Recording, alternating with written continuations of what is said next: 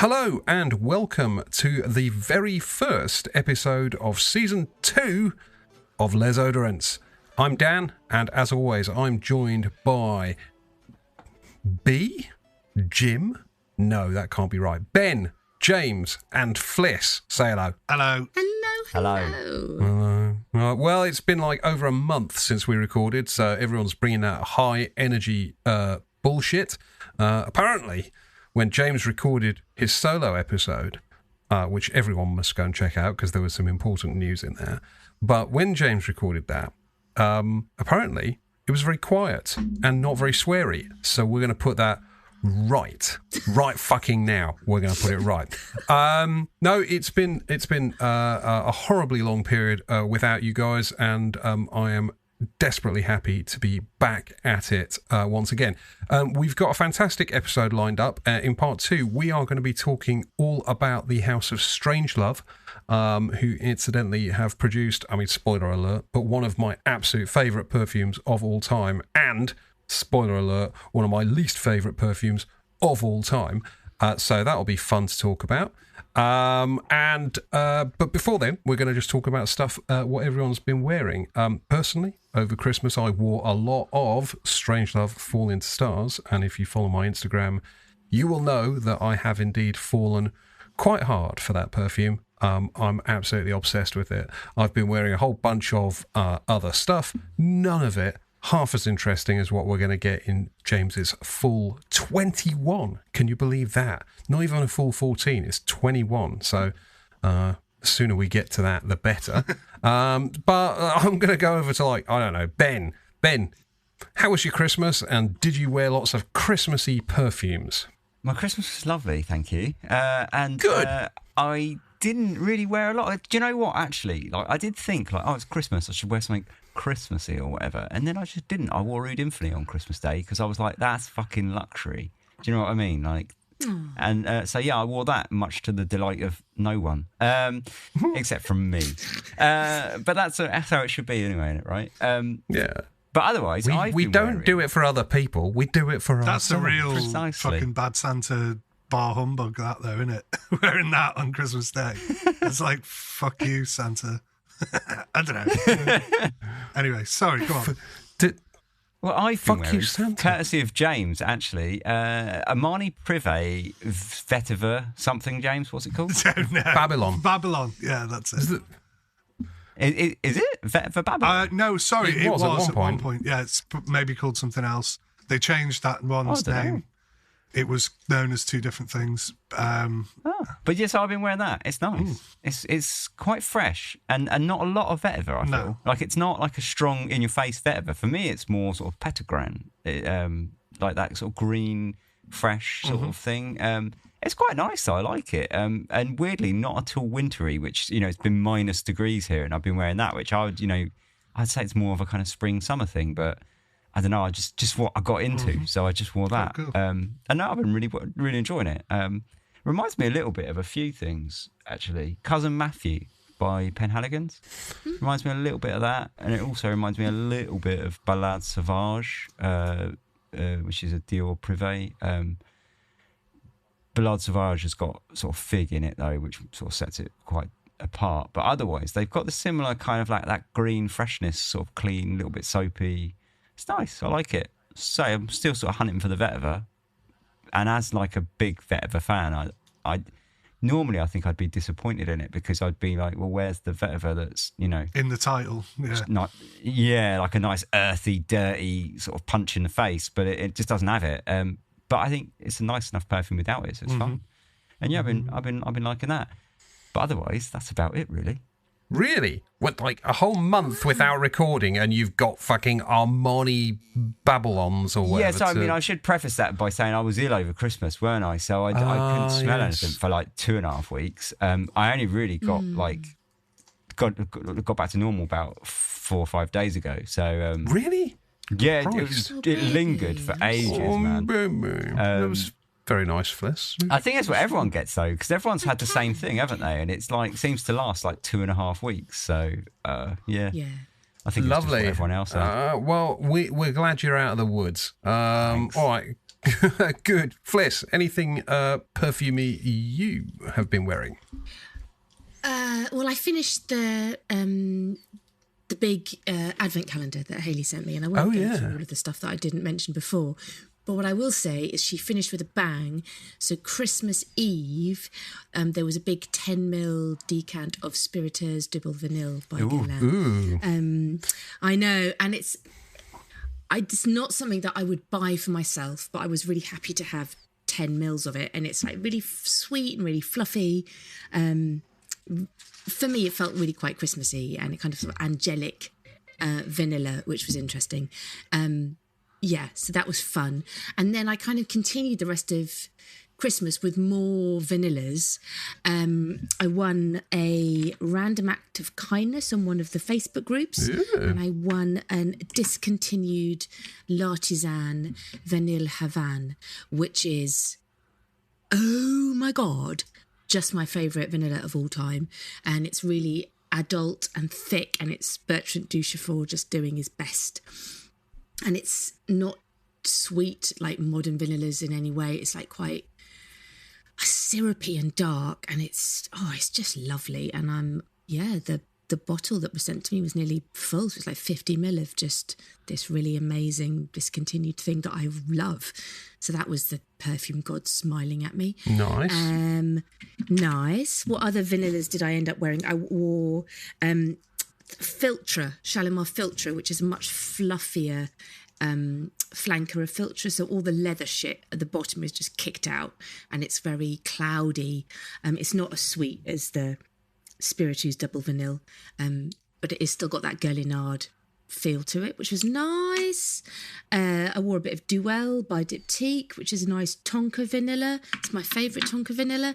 And then I wore discontinued Casimir by Chopard, which is just like, oh my God, it's so 80s. It's really like figgy and eggy. Eggy? It's like eggy. Really, really eggy. I'm going to go ahead and say... I was going to say, do you mean like a custard tart sort of thing? Or? Literally like a custard tart. It is so gourmand, but it's not gourmand in the modern sense. It's like 80s gourmand, and I think it was like the first gourmand perfume I ever really owned before gourmand was like a big thing. I don't think describing any perfume described as eggy is unlikely to be a big hit in this household. Well, what I would say is that it made me laugh when I first tried it, because I hadn't tried it for like years and years and years, and I was having a clear out, and I was like, oh my God, I'm looking for vanillas, and I've got this little 30ml bottle with like not very much left in, and I sprayed it, and I literally laughed because it's so opposite to what we would consider to be a gourmand perfume now, but it is unmistakably gourmand in terms of it smells like custard, like a really thick. Is it like a Portuguese tart? Yeah. Or what are they called again? No, in your neck of the woods, they're called a Manchester tart. Are they? A Manchester tart. No. The tartar. Oh, fuck, I'm going to have to look it up now. But anyway, I thought, because I've got so little left, I thought, do I replenish my bottle? Because even though it's discontinued, you can still buy it on eBay for like 20 quid for 100 ml. And I smelt it and I was like, I'm not going to wear it again. This is enough to last me the rest of my life. So that was a thing. Nice. And then the last... Sorry, I'm going to interrupt you. Sorry. Yeah, I Googled it. It's Pastel Donata. I know everybody's like super bothered about knowing that now, aren't they? But it's a Pastel Donata. Is that... Oh, that's the name of the tart? That's what you call a Portuguese tart, yeah. Don't know why I'm doing a really strong Manc accent. Because they're Manchester tarts as well, aren't they? Are they? I thought Manchester tarts were different, I actually. think they're pretty much Pastel Donata are just... Oh, they're so good. Anyway, sorry, Fliss. And then kind of the last Christmassy frag that I wore right up until about a week ago, and it is something I really just saved for Christmas, is Mystic Incense by Merchant of Venice. And it's very frankincense heavy, but then it's got a caramel overtone, which is so unusual with incense perfumes, to have something so gourmand layered on top. Just doesn't... Basically, it's like sitting in mass at the back and sucking a Werther's Original. That's the only way I can describe it. And it makes you feel kind of naughty, sort of cleansed, but naughty at the same So time. like your average pensioner. Yeah, basically. Thank you, darling. Yeah, But your average church-going pensioner. Yeah, I like that. Yeah, It's very it good. really is. It's such a. It's almost disjointed, but I actually love how disjointed it is. That makes me happy. Do you think? But I do just wear it for Christmas. Are Werther's Originals a thing outside the UK? I think so. They're like a caramel sweetie. I'm sure they must be. But they are in the UK. They are strongly associated with pensioners. Well, do you remember the advert? I say that. He used to go, "Now I'm the granddad." Do you remember that? Yeah. It was like a little I kid. don't remember that, It's like a little actually. kid going, "Oh, my granddad used to sit me on my knee." There was kind of, no sinister, undertones or anything. But then he'd give him the Werther's Original, and then it'd be like, "Now I'm the granddad," and it's like flash forward to, I don't know. I'm hospice. Yeah, I just remember that. My eldest used to always buy Werther's Originals. When she was 8 years old and we asked her what sweets she wanted Werther's Originals. And it was like, yeah, that is kind of weird. So we always used to laugh at her and suggest she might be a grandfather. But yeah, I don't think it scarred her too badly, to be honest. I think she's okay. She's over it. Before we move on, though, like Fliss, you mentioned some like loads of heavy hitting vanillas in that list. They're all pretty heavy hitting vanillas, actually. But so have you ever smelled Un Bois Vanille by Serge Luton? And if you have, what do you think of that vanilla for a big kind of big boy vanilla? I used to have it, but I had it before I started my spreadsheet, so I didn't have it written down. It didn't exist then. There must have been a reason that I don't still own it, and I have a feeling it's because the L'Artisan Parfumeur Havana Vanille or Vanille Absolument, it's gone by two names, that Bertrand Duchefort kicked it into a cocked hat. And I think that's because the Lutins didn't project, and it was quite thick, and it was quite an adult vanilla as far as I can remember, but it hadn't, like a lot of the Lutins, I find them quite close. They don't have a lot of, projection, whereas this particular L'Artisan just fills a room, and everybody goes, "Oh, vanilla, that's nice." So I had the Lutons and I sold it on as well. But for me, it was because it has this weird beeswax note in it, which is quite nice. And the vanilla in it is quite nice. But you can put the two together and suddenly you've got a cheap candle that smells like you should be, in your toilet or something. I think I said this in the last episode. There's some of those Lutons, I think I started having them because they were so different when I was beginning to collect, like 25 years ago or whatever. It was such an interesting range, but since then there's been so many other things that have kind of overtaken them a bit, and I don't feel the love for very many of them the way that I remember feeling the love when I first discovered them. It's not a as a line. spectacular vanilla, is it? It's kind of a bit basic. Basic vanilla. Good. Okay, well, I mean, it does sound like quite a vanilla-heavy Christmas festive period for you, Fliss. It was. I mean, but I kind of made that conscious choice. I was just like, what am I going to do? But I also kind of really enjoyed comparing them all, and it was just a little thing that I did. A little vanilla thing. Grand and dandy. Right then, James lad, I believe we have a full 21 fragrances to get through. Yeah, but don't worry, I'm going to try and do it in record time.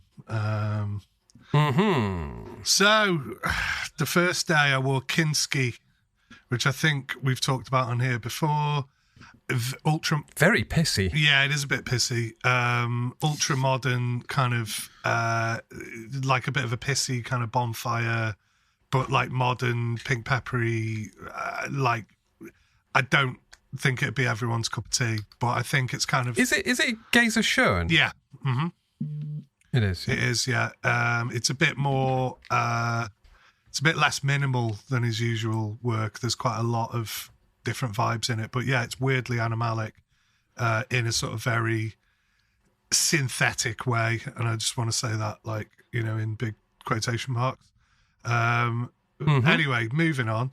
I wore Jacques Bogart Pour Homme. I don't think I've ever actually tried it. Do you know what? I've got nothing to say about it. It's pretty good. Wow. I can't really remember. I own it and I must wear it from time to time. I'm fucked if I know what it smells like. So just that one, we can skip that one. There you go. And that is why people tune into Les Abstraites. Yeah. 2 down. I got to fuck off. No, but then I'll talk about the ones that I do remember and that I do think were good. So Zaharoff Tabak. Who's tried that? Anyone? Oh, yeah. Me. I have. What about you, Ben? I think I have, yeah. It didn't. Yeah, I tried them all, a whole bunch of the Zaharoffs all at the same time, and that's one that I don't really remember it sticking in my mind. I much preferred a couple of the others. What about you, Fliss? Sorry, Ben. Go on. No. No, I don't know enough about that range at all, unfortunately. Do you know about the geezer? What's his name? George Zaharoff, yeah. Have you ever seen him, Fliss? I do think. Yeah, I think you should. He's fabulous. George is definitely fabulous. Yeah, he's he lots of very extrovert shirts, and he definitely seems like a good time sort of guy. Yeah, yeah. I quite like him. I think he's fun. Oh my god, he's amazing. I'm just looking up Google images has come up trumps. Yeah. He's very big on the community, isn't he? He's very gets about, but in a kind of good way. I spoke to him the other week. Oh, did you? I spoke to him the other week. Yeah. I did a review of the TLTG collaboration one. Yeah. They didn't send it to me or anything. I just borrowed it off a mate and took a photo and sort of wrote a review. But in it, I mentioned the Reddit, the subreddit Odor Jerks. Oh yeah, or whatever they call it now. Which they've really got it in for TLTG, like really super nasty shit. And I only referenced it because what I was trying to say was, you can tell when you look at the reviews that everyone's like, it's always the same stuff in it. This one smells like Mr. Blobby poop emoji or whatever the fuck, It's always the same childish smells like. And you could just tell it was, people from that group that had done it. And I was trying to sort of say that, but for some reason, I'd maybe phrased it badly. And George was like, why are you mentioning them? Fuck. So anyway, I had a chat with him and I ended up editing the comment because I didn't want anyone to get upset by it. I was just making the point that bunch of people clearly were doing their work, putting the boot into the perfume on Fragrantica. Right. Okay, cool. Anyway, sorry, that was not the one you were going to talk about. Tabak. So what I'm glad about is that Tabak takes a different route to the shitty kind of cherry tobacco bullshit that you get from even the Mugler one or that Cuba brand, and there's a few others that do that kind of cherry tobacco thing, which is quite nice, but there's loads of shitty ones, and that terrible brand, what are they called, Mancera, who do red tobacco, the one I tried the other week, awful. But this doesn't go down that route. This goes down more of a sort of, dare I say, cleaner, more classic men's. It's more like Tabak, the Mer and Vitz one. Is that how you say it? Tabak, and it's more like. In fact, do you know what it really reminded me of? T for Two by L'Artisan Parfumeur. Oh. So it's kind of weird and quite more along the lines of a men's tobacco in that kind of blonde tobacco sort of tradition of not really particularly smelling like tobacco, but being like, I could get that this maybe is somewhere. It's very herbal, and quite interesting. And I liked it, but I was just kind of a bit like, okay, it's all right. I think it sounds wrong, but Zaharoff the man is far more interesting than the perfumes. Do you know what I mean? Well, I mean, the perfumes would have to be really fucking interesting to compete with his actual personality, which is kind of quite out there. That's true. But I thought Tobacco was really lovely, actually. It was my favourite of the ones that I tried. Yeah, I think for him, I liked Royale X. Have you ever tried that? Because I thought that Dan, that would be your sort of thing. It was. And I thought it was fucking brilliant, actually. There's an X and then there's like a triple X or something, isn't there? It's the one about wanking in the shower. It's inspired about wanking in the shower or something. Yeah. Really? I didn't. Yeah. I did not know the backstory. If you look it up on the website, it says it's like inspired by basically having like a quick handy in the shower. Well, I like George even more now. Yeah, good. Well, anyway, that one I think had a sort of, it was like a sort of traditionally fougere type thing, but then it had this sort of quite sweaty cumin sort of glob in the middle of it, which might or might not have sort of worked for everyone. I don't think it quite worked for me, but anywho. So we've gone off on a tangent, but James, the tobacco you enjoyed? Yes, I did, yeah. I'm not like crazy about it, but it was all right. It's pretty cool. So anyway, then we have Hautiem Art, which is a now defunct, I think, brand from Pierre Guillaume, and this is called Navaris. Never heard of it. Well, Navaris. Hautiem Art. Was one of his like sub brands. Do you know who Pierre Guillaume is? Yeah, he's got his own PG brand. Yeah, exactly. So a lot of these Hautiem Arts then were moved onto the PG brand. Because he's got quite a lot in that line. Anyway, I wore this Navaris one. It's a very powdery, kind of just really beautiful perfume. It's got like ambery kind of powdery iris kind of thing, but it's very good, and I really enjoyed it. I thought it was excellent, and it's a sample from like years old sample, like say the brand. I don't even think the brand exists anymore, so I'm trying it going, I can't even get a bottle even if I wanted one, so never mind. I think it has been brought out in the PG brand, but anyway, never mind. So then I wore Nobile 1942 Santal Nobile. Do you know that? I don't think I've ever tried anything by that brand. No, I thought that as well, and then I found a sample and was like, oh, I must have done. And I tried the Santal, which is a popular one from that line, and it's kind of a slightly boring, nutty sandalwood perfume. It's good. It's clearly like well made and nice, and has a little bit of a coconut sort of like facet to it, and nutty, generally sort of nutty sandalwood. It's pretty good, but it's just not my cup of tea. I'm like, there's way more interesting like sandalwoods out there, but I think if you were taken with it, you could be taken with it, and you could argue that it's a high quality and whatnot. Then I wore Dolce & Gabbana, the one for men, and then I've put Bow Chicka Wow Wow next to it. Right? Yeah, that's your mating ritual perfume, isn't it? Yeah, that is. So enough said about that.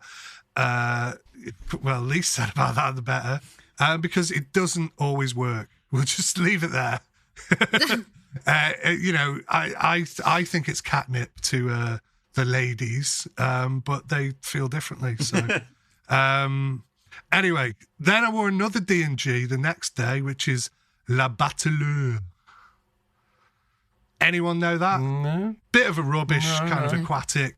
At first you think, oh wow, this is a bit more fruity and a bit more weird. This was made in like the early 2000s, so it's kind of like at the back end of like, it's like, why are you making a fucking aquatic now? Things are like moving on to, slightly different stuff, and they still made this, and it's kind of okay. It's Olivier Cresp, I think, and it's kind of good to begin with. You think, oh, it's like more of a fruity sort of thing. You think, oh, there's less of that cologne bullshit, that sort of cologne molecule bullshit, and then it actually goes, oh no, actually it is a bit like that, and then I'm kind of like, yeah, it smells a bit cheap, and the musks in it are a bit like, yeah, it's just a bit meh, it's not great.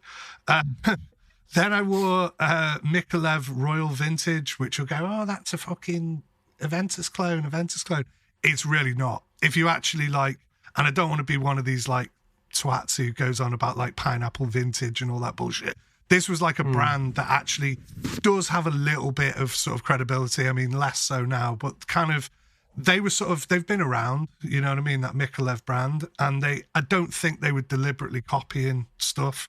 I think it was just coming about and this was I believe the more you wear it as well, and kind of the less you wear it, sort of, paradoxically, that like it doesn't smell like Aventus is weird, as much as it does smell quite like Aventus. It's more cedary, it's more cypressy, it's more the paradox of Aventus. Well, I think I've almost forgotten what Aventus smells like now. There's so many things that are clones or close to that if I actually smell real Aventus, I'm not sure I'd recognise it in comparison to all the other stuff. Anyway, I think this is better. For me, it is slightly better than Aventus. And it came with cufflinks. So it did. Well, I'd never wear a shirt. Sign of a good perfume. Look at me, I'm a fucking scruffy bastard. Have you ever seen me in anything that requires cufflinks? No. So I don't really need them. Well, you're going to have to soon, though, aren't you? Foreshadowing. Foreshadowing. Indeed. Anyway. Well, I mean, everyone needs to go back and listen to James's solo episode to get the full meaning of that. Nothing to do with being in the shower either. Anyway, right. So Pierre Guillaume again, Long Courier. Long Courier. Yeah, it's a vanilla perfume. So Fliss, just a little nod to Fliss's vanillas. Send it along. It's very good. It's very subtle. It's a kind of woody vanilla. It's the sort of kind of vanilla that you just go, okay, I'm on board, because it's not dead vanilla-y, even though it is a vanilla. It was kind of. It's in like it was in like a sample pack to like showcase Tolu Balsam, and you do get a little bit of the Tolu Balsam, but Tolu Balsam to me has like a slightly like cinnamony smell, but I can still get the Tolu Balsam anyway. So it's kind of a balsamic vanilla, but like soft, like musky thing. It's really good. I mean, that Pierre Guillaume guy is a bloody good perfumer. I've got to say, like, there's not much of his stuff that I haven't liked. So yeah, maybe we should hit that guy up. Anyway, Have you seen him? He's a beautiful man as well. He's a good looking fella. Is he? Yeah. Excellent. So then I wore the glove brand. You know how to say them better than me in your French. With your French. Matière et Gantier. Yes, Matière Parfumée. Look at that little wobble of the head you gave, like pure fucking disdain. Yeah, fucking whatever, dickhead. So it's called Route de Vetiver, and I think saying that. I believe that means root of vetiver. I think, Ben, we were talking about things that aren't very vetiver-y. This is pretty vetiver-y. When it like opens up, it's very raw and kind of like natural smelling, and it's a vintage bottle, which somebody sent me a sample of, which, yeah, I'm very appreciative of that. But it's very full on for like the beginning. You're like, wow, this is like really dank vetiver, and then it goes to, and then it smells more like Creed Royal Oud or something like that. It's got that kind of like, yeah, exactly. Disappointing. Ben's full in the face. It goes to this kind of like blackcurrant, like weird, like fake oud based kind of thing, but it takes ages to get to that point, and it's weird because it smells really natural. It's the most kind of like, because all those Matière Gantier ones are quite, formulaic, but like smooth, but like, I don't know. Anyway, I don't really know what I'm trying to say. It smells of vetiver to begin with, and then it kind of smells like that afterwards. That sort of like Versace Oud Noir, all those kind of things that have this like black agar and slightly licorice, but like a little bit blackcurranty sort of smell to them. I was very surprised that it turned into that, because I was like, no way, this is like mad, because it stays like that for hours with the really sort of, you know, full on vetiver, and then it just goes to this. So I'm assuming that's like the tenacious synthetic base that's underneath it. But it's a good perfume, you know. It's pretty good. Then I wore Pasha de Cartier, which I kind of describe as the sort of, you know, it's the Barley Darling or the Veuve Clicquot, or, you know, some other kind of champagne. Was it the original, or was it the parfum? Original. Yeah, I know you tried the parfum. Yeah, I love the parfum. I love it. I've got a bottle of it. I only tried it in the shop, and I didn't really like it, because it's not the same as the Eau de Toilette at all. I think as far as it's a completely different perfume, it's come out like 20 odd years after the original one, and they've just gone, let's not bother like making a stronger construct, which I'm glad they didn't.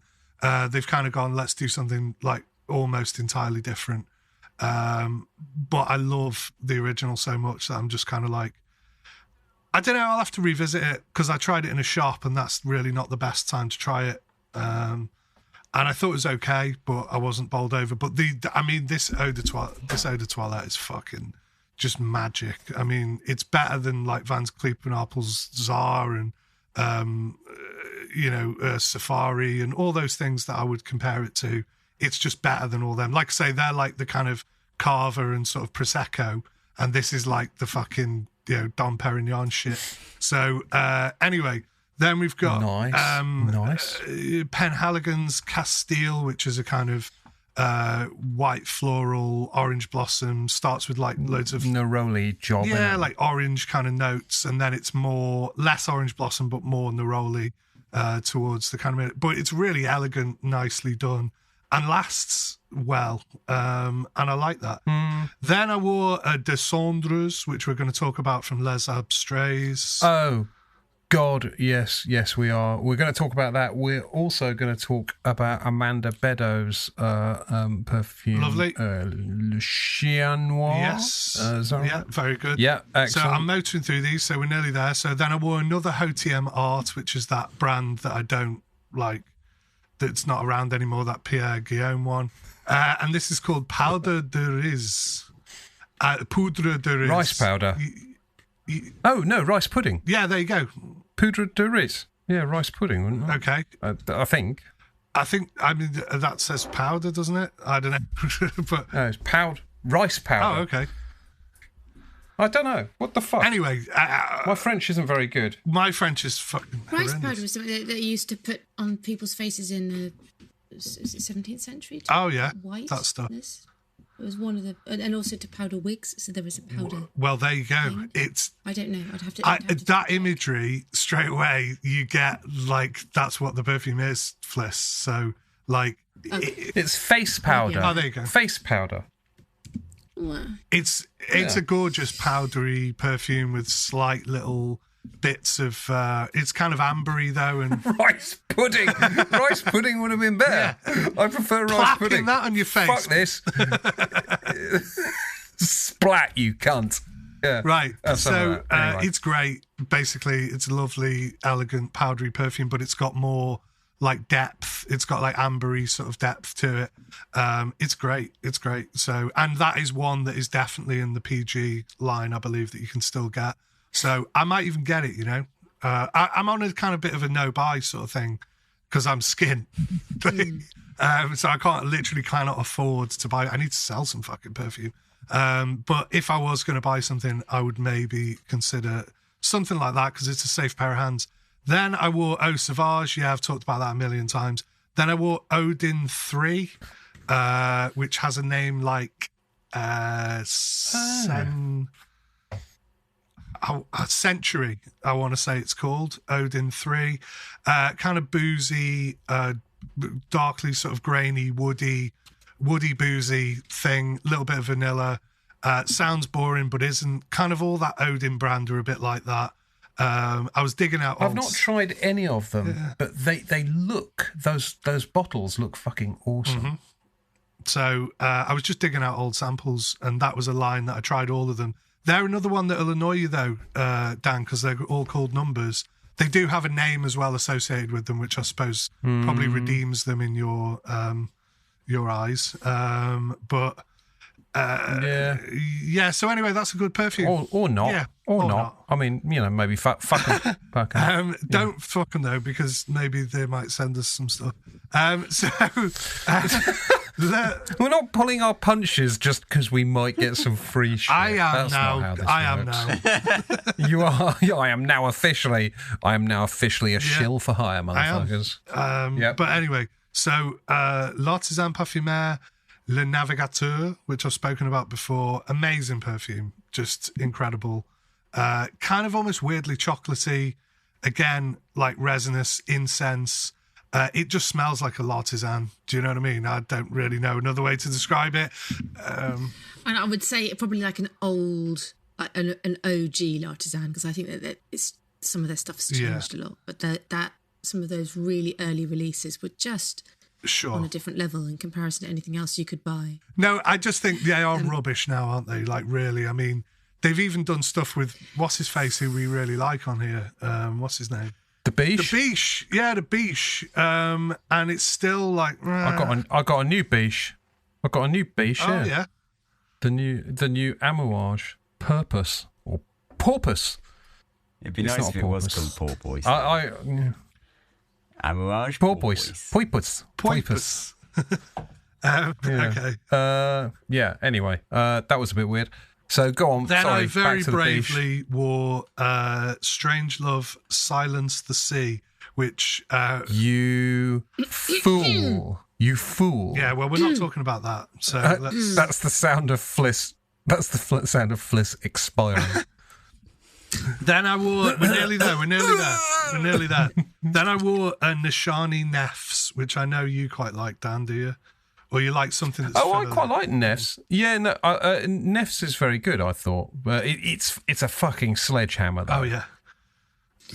Yeah, I found it a bit sledgehammery, and I also found the dry down, and you're going to hate me for saying this, James, I found the dry down a bit synthetic, and I could smell kind of like an really heavy ambroxy. I don't know why you'd say that, because I was just about to say I don't really like this perfume particularly. So I'm on board with that. But I think it's very complex. It gives people what they want, which is like strong and blah, blah, blah. And it does have quality in terms of like, you're in it for the long haul, and it's a real brutal rose oud. It's got that like saffron sort of opulence. It's got like things to it that, and it also has like vanilla-y kind of thing. So there's loads of like complexity there to enjoy. But I just didn't enjoy it. But I'm probably for the same reason that you're saying. It's a little bit. It's people say, "Oh no, it's not screechy and stuff," and it's like it's not as badly. I found it's not as badly screechy as like Montal and shit like that. But it's like it's pretty bad. I've just looked up what I wrote about it. It says I wrote boring, very generic, complicated perfume, overly sweet, realistic honey note. I got a Risala, if you know the perfume Risala, kind of like Risala, what, the Arabian Oud one? Yeah, I got a feeling of the same note of that to it, and then I got this huge scratchy Ambrox dry down, which just smelt really cheap, and it ruined it all for me. Risala. Yeah, I wouldn't put them in the same category. Risala to me was like a chocolatey There was saffron. something about it. There was something about it that reminded me of the same. There was, I couldn't put my finger on it, but there was a Risala note in there that just reminded me, and I don't really like that perfume either. I've got a few Nishane, right? And I think they all, and I quite like all of them, but at the same time, I think they all smell a bit scratchy and a bit screechy. They all just sound, they smell a bit screechy. One that I actually quite like, but I haven't worn very often. Is what's the vanilla coconutty one? Fan Your Flames. So that is the archetype for the coconut note that I cannot stand. So some coconuts are like sort of quite sweet and milky. That the coconut in that is very sharp and sort of abrasive. I really, really don't like it at all. Very screechy, very screechy. I actually quite like it, but it is screechy, undeniably. Like, it's one of those things. Like, I quite like it, but I also, if anyone said to me, I fucking hate that, it screams and it's horrible and it's scratchy, I'd completely agree with you. I sort of forgive it, but I think all Nichane that I've ever smelt are a bit like that. Yeah, there's a house style of that house that I just I don't get on with. Agreed. It's just there's no point me trying anymore because I've tried it. Yeah, I think that's deliberate, isn't it? That they're loud and kind of trying to stand out, but like just I'm not really a fan. But anyway, that's Neff's, and it's like 300 quid or 600 quid for like the extra. It's the money is absolutely wild. The perfumer, by the way, is Chris Morris, who does all the Xerjoff ones. Goes by the name Christian Carbonell as well. Yeah. But he's the guy who's done Neff's. So two more. One is Jean-Paul Gaultier Ultramal. Yes, I do own Ultramal. Have we ever talked about this before? Do you? Yeah, I fucking love it, right? And it's bizarre because it's one of those, like, you go, oh my God, you hate all that bubblegummy fucking bullshit and blah, blah. But it's weirdly like, it's kind of like almost like the grape Hubba Bubba or something, like just really ridiculous. And then the actual scent itself is not, it's quite soft and like, it's really not that kind of, it's a bit ridiculous when you first put it on. But then after a while, you're like, this is pretty lovely. It's got a little bit of that kind of like fougere kind of thing to it. And it's the best of a bad load of shitty, let's make everything really sweet and like smell like bubblegummy and dead complex and whatever. It's like the best of those. And it's kind of chintzy. And I kind of love that. I love it because it's just a stupid perfume. And then today I'm wearing this, which is Prada. Is that a Prada? L'Homme Intense. Is that one of the irisy ones? Yeah, they're all irisy. Prada range, right? They're all irisy. Yeah. So it doesn't really narrow it down. Okay. Yeah, it's a kind of irisy perfume. It's very like modern and kind of.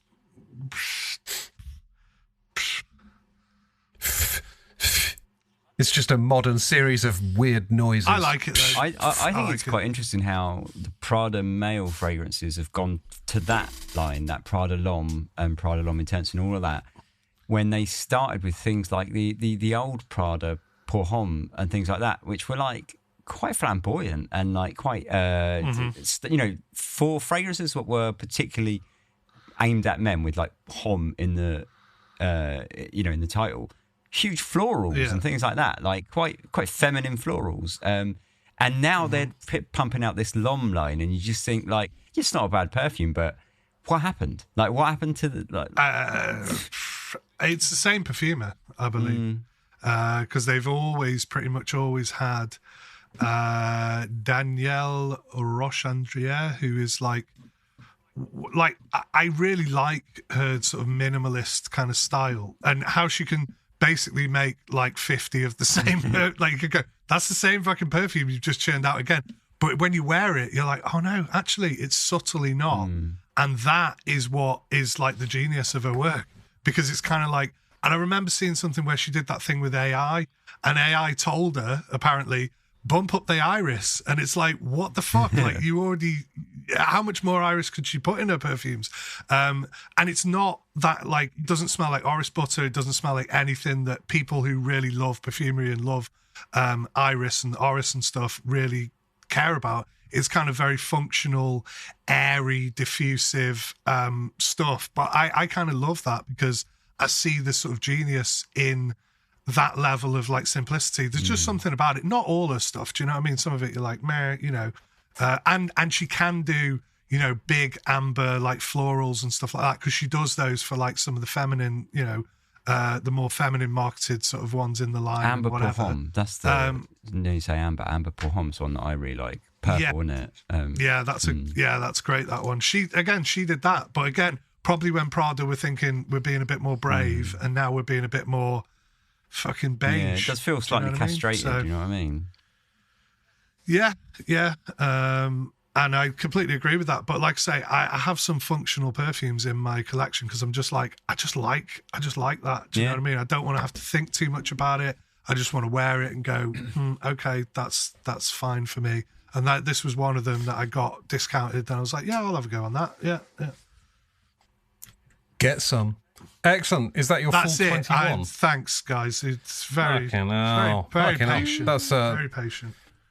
So there is a couple of perfumes actually I want to speak about. One is a brand called Bedeaux by Amanda Beadle. Amanda is a long-time listener, sufferer of this show.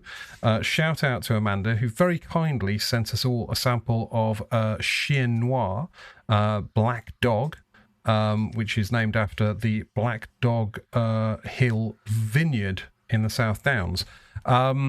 And we were all obviously very grateful, but I have to tell you, Amanda, you made a terrible error of judgment by telling Fliss that she's your favourite, because the rest of us are livid. Well, it broke my heart, to be honest. You know, I've been chatting to her for a few years.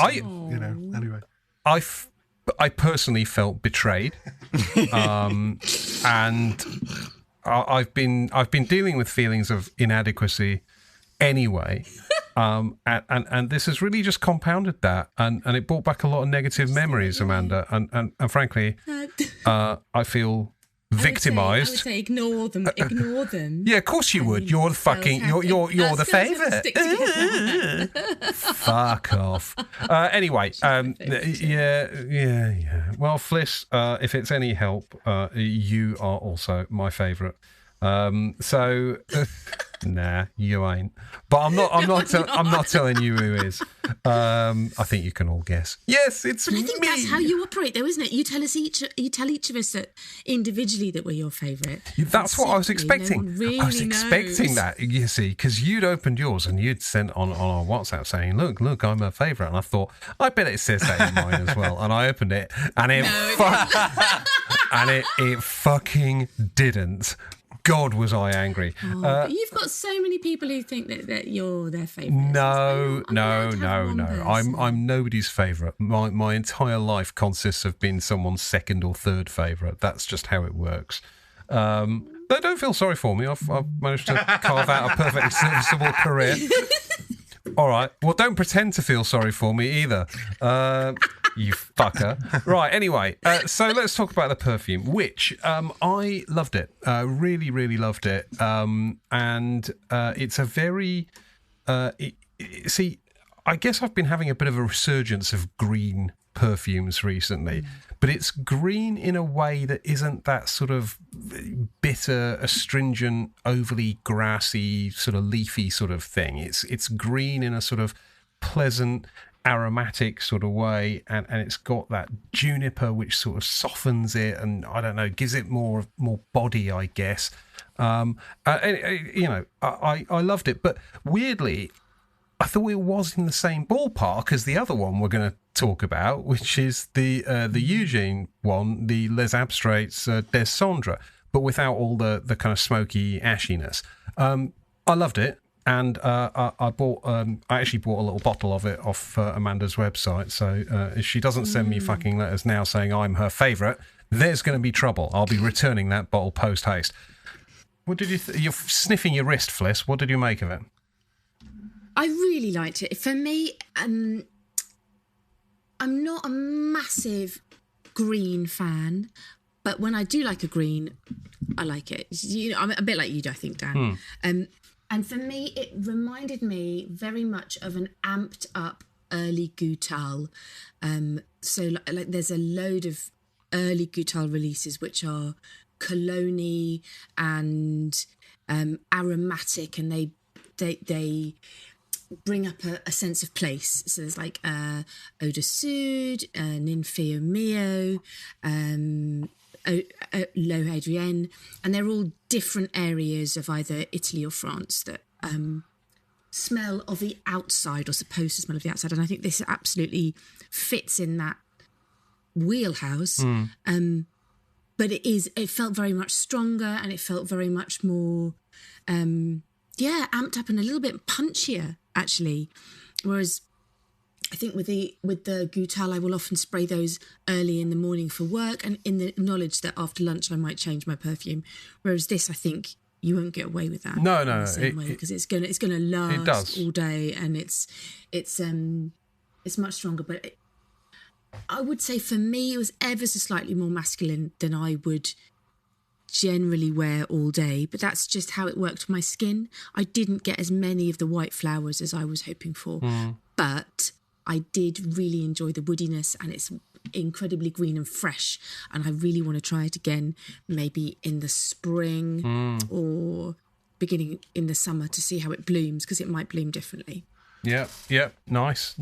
Good analysis. James, what do you make of it? Well, I mean, my feelings about this one are pretty well documented. I've spoken about it, I think, a couple of times on here. I've worn it a couple of times. And I'll just say, from a technical point of view, what I loved about it is that it's super like minimal and kind of uncluttered, and it's very rare that an indie perfumer can get the most out of like make a good citrus kind of like note that lasts throughout the perfume, and there's nowhere to hide with this perfume at all. It's all there. It's very I said this to Dan about the weight of it, and how it has this kind of translucent, and you know, Amanda does watercolors, and she's talked about how she admires the work of Jean-Claude Ellena. It's very much in that kind of vein, and it's beautiful. And the thing that I really like is it's got a pronounced oak moss note that actually smells like the unrefined, the real oak moss that everyone goes, oh, there's no fucking real oak moss in a perfume.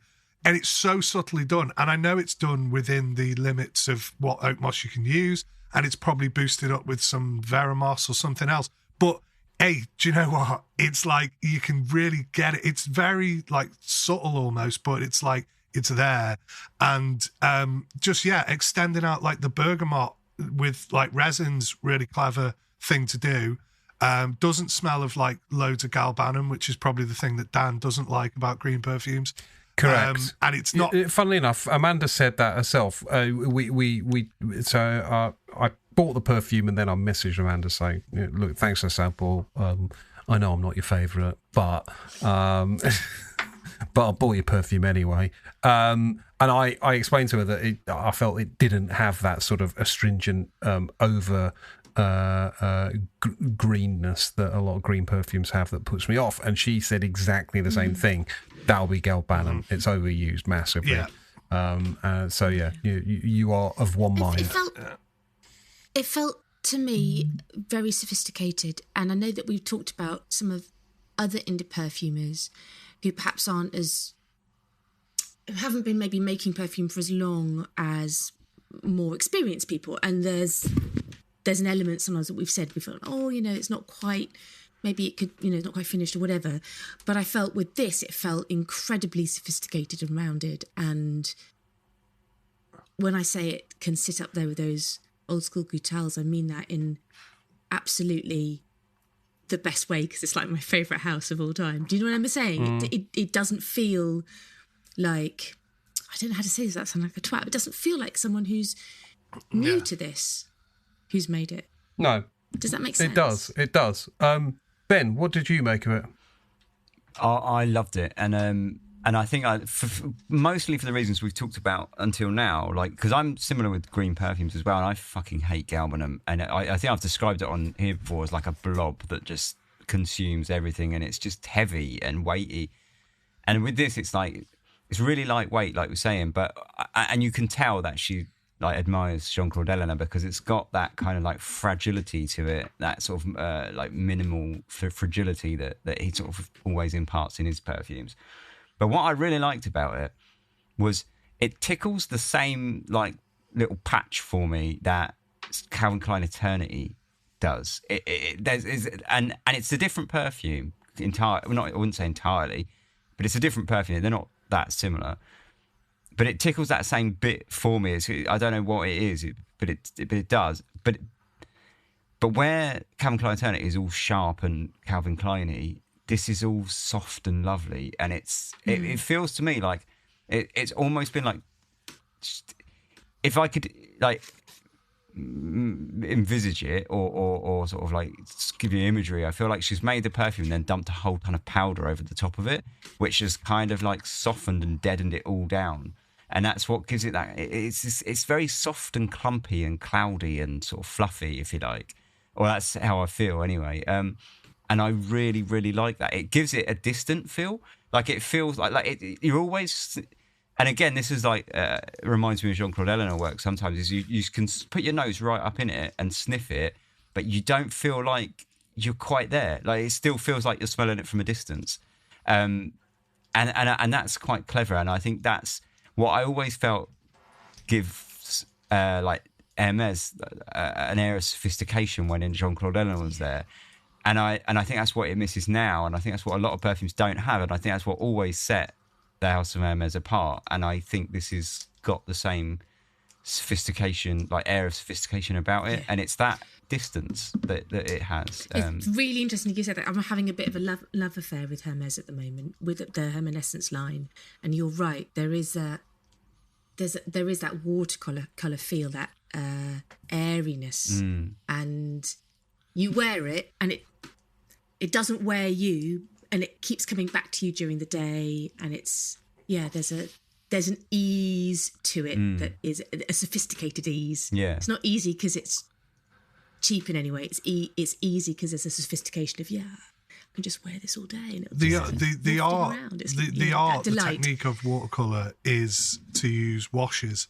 So you're just effectively like washing on water as a kind of solvent. I don't know what you'd call it. And then just delicately kind of like, and then as those washes kind of merge and like come together, it becomes something sort of emerges out of this, slightly sort of wishy-washy kind of thing, but in like a really good like way. But you have to be incredibly deft in order to get that's it.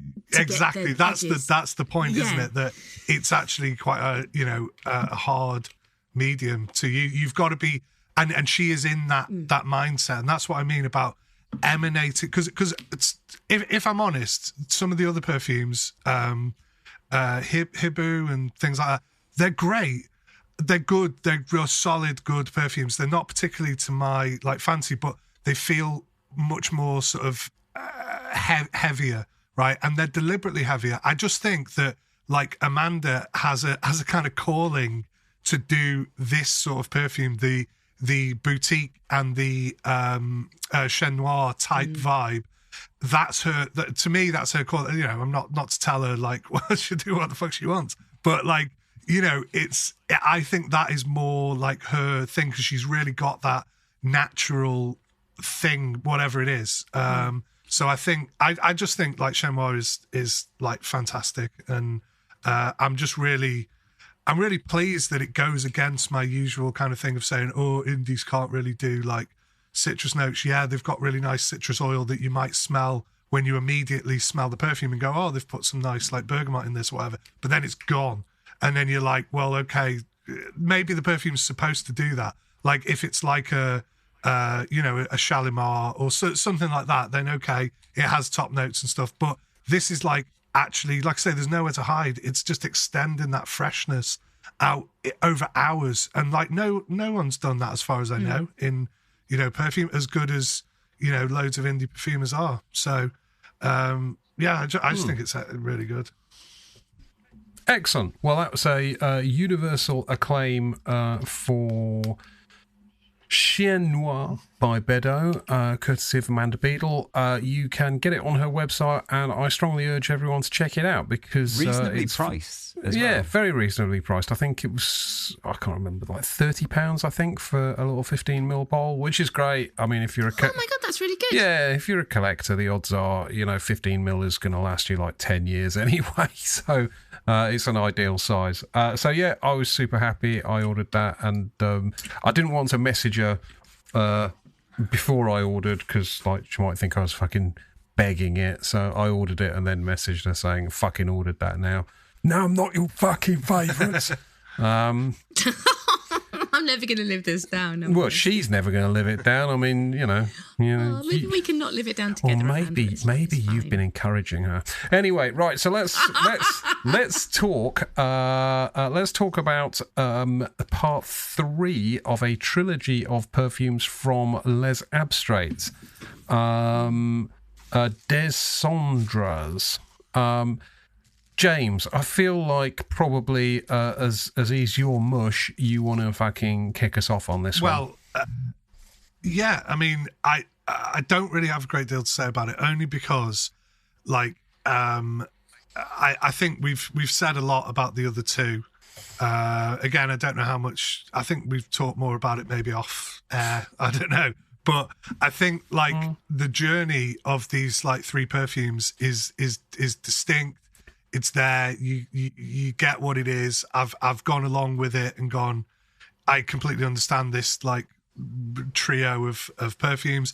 This one happens to be my favourite. I'd been saying to him, have you got one that's a bit like Bel Respiro? Are you going to do a green one? Blah, blah, blah, blah. And I kind of, again, I just sort of guessed that it was. But it's not really even that at all. It's, when you said polo green to me, Dan, I was like, it's like a polo green, but with, like, the best possible, like, materials you could imagine. And it has the ashiness of the name. It has, like, the like freshness in the beginning. Has a kind of slight animalic, like, spicy, like, ooh, like, what's going on there? I just think it's brilliant. I just think it's fucking brilliant. And he very kindly sent me a bottle, which, we're not, like, I'm certainly not somebody who ever gets bottles, really. Well, there's a difference between a company, right? And they're a legit company and everything. No. But he is somebody that I consider a friend, acquaintance, etc. And yes, he is getting something out of it in that I'm talking about it now. But I'd be fucking talking about it anyway. So, and the thing was, the samples came from Rich Mitch, who always sends us the samples, which is very kind of him to do. And he just does that off his own back. Whereas the bottle that I got was sent from, don't know why I'm having to fucking explain myself, but the bottle that was sent to me was sent directly from Canada and I didn't know it was coming. He just mentioned, and again, he never knew whether I'd liked it at that point. And it is my favourite of the lot, even though, like, the Bel Am one was amazing. I think it's actually testament to how well he knows your taste. Yeah. But I mean, I also bought. I didn't get a free bottle. I bought a bottle, but I was happy to pay for that. I think it's actually a brilliant project, and I was a little bit skeptical, I think, at first, but I can sort of see how the 3 acts fit together now. How this, I guess, is a sort of rebirth from the ashes kind of thing, and it's clearly such a personal endeavour for him. But just setting all that aside, because I'm not really one for sentiment. It just smells fucking great. Yeah. It's a really brilliant perfume. It is very much in the spirit of Polo Green for me. And I love the smoky ashiness of it. That is, it's quite clearly smoky and ashy, but without being sort of like you're having your fucking head held against a burnt log. It's like you're not having your fucking head shoved in a fire grate against your will. It's there to elevate the sort of greenness of it, and I thought it was magic, and funnily enough, completely unexpected, but I sort of I got the 2 ml sample, I sloshed it all over myself, walked out of my room and passed the wife, and she went, "Oh, fucking hell, you smell great." Hey! So, hooray. Yeah, so have some of that, you fucker. Well, very rarely. I think what I love about it as well, it's really, really, really floral in the opening. For something that is such a, like, ends up being quite a butch, like, okay, it smells a bit like a modernized, amazing sort of polo green type vibe, sort of, leathery, ashy, woody green, but like, yeah. And the opening is so floral, and I basically like reeled off a load of florals that I was like, oh yeah, it smells a bit like cyclamen and this and that, and he was like, yeah, it's got tuberose oil in it, so I know that it's got and tuberose is like the most changeable. There's different materials that I've got that's tuberose that smell totally different. You can get that like bubblegummy type tuberose. You can get really airy sort of like. This is like. I'd love to do a tuberose episode. I think we should. Because James, when you pointed out that it had tuberose, and you were like, "What the fuck? Dan likes this perfume. It's got." I would have had no idea there's tuberose in it, and the tuberose that's my kryptonite is that sort of saccharine, bubble gummy, like sort of stuff that I hate. Can we all agree that the opening is really floral though? Do you find it? I find it like a overwhelmingly floral in a really good way. I found it very floral, but I also found it quite sweaty as well. There was a real... Well, I know what that funk is. Like I know what that funk is. Funky sweat to it. And I was like, whoa. We know that he likes cumin. Not in a tough way, because I actually really like that kind of sweaty opening. I like a bit of that skank. But it for me, it was like, wow. We know that he likes cumin, and we know that Antoine Lee knows that he likes like that sweaty sort of vibe. The other material, and this is because it hasn't been released yet, and I don't think he said what the notes are. It's coming out on the 24th, which is tomorrow, is it? So, yeah, basically, it's got Hyraceum in it, so like the Hyrax piss and stuff. So, and it's so tenacious, and you can smell that kind of animalic smell on you like the next day. I could on my skin anyway. And just, it's just brilliant, absolutely brilliant. What did Ben think? Sorry. So I liked it a lot. I thought, funny enough, because I like smoke where it smells like my log's being pressed. My log's being pressed against. Wow! Don't do that. It smells like... Ben, don't press your log against anything. We're going to say Tonnerre again, just quickly, just so it was done for the new year. But to me, this reminded me of something like a Tonnerre, for example, but wearable. And the thing is I love those scents, right? I live and die by how much I love my scents that are almost unwearable, right? But that is a double-edged sword in the sense that they are also... They're also unwearable. So sometimes you wear them and you're like, I love that this is so grimy, but also I kind of hate myself right now. Whereas I best not go out. Yeah, exactly. No, this is actually wearable, and I really enjoyed it. And it's I like it much more than Belle Aime because I didn't like that one at all. But I think I prefer the Iris one still. But this one is really good, and I think there's not much between it. Oh, you mean Le Douleur Exquise? Bellam's the one you liked. The Irish oh, sorry. Yeah. The Douleur Exquise was right. The rosy one. The rose one. The smells of sadness. Didn't like that one, yes. Yeah. The Belle Aime I really, really liked. This one just shortly behind it. And the only reason I would say is because, like we were talking about with green perfumes, I have a limit with how green things can be before I start sort of being turned off. And this just almost touches that limit. It doesn't quite get there, but it's on its way. And so I think the Iris one for me was better, but still this was excellent and I really liked it. I tell you what I did like was how warm that smoke and ash was at the start. Had this real nice sort of like cloudy warmth to it, almost like, like an old wood fire, like an old wood burning stove or something. Like I sort of got those sort of vibes from it. I really liked it. I was impressed. Sorry, the only other material that I know that's in there is Cade as well. So I know 3 materials that are in there. And Cade tends to be a little bit softer than birch tar if you want a smoky note. That's all. So I quite like... I guess... a picture, if you like, of what a perfume puts in my head, and there's a certain, I think you alluded to the warmth of it, of the smokiness to it. For me, this the sort of image, if you like, that it creates is a hotel I stayed at in Turkey, which was a nice hotel. It was beautifully hot all the time, and there was sort of this smell. They were constantly cutting the grass. It's like manicured to perfection. And I remember sort of barbecue night, walking down to the sort of the barbecue and smelling smoke and fresh cut grass and it being warm. And this perfume, I think, sort of encapsulates that very nicely for me. It is a stupendous a perfume, but I want to just go back to the point that I made at the beginning, which is that, you know, I know this has been a very personal journey for Eugene.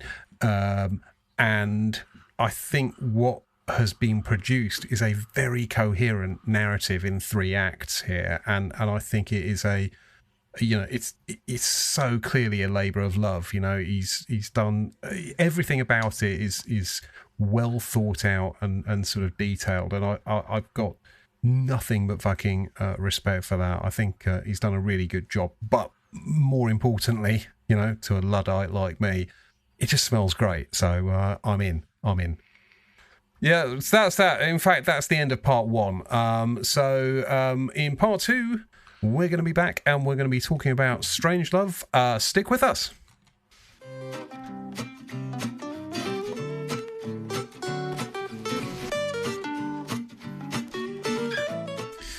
Okay, welcome back to part 2 of Les Odorants.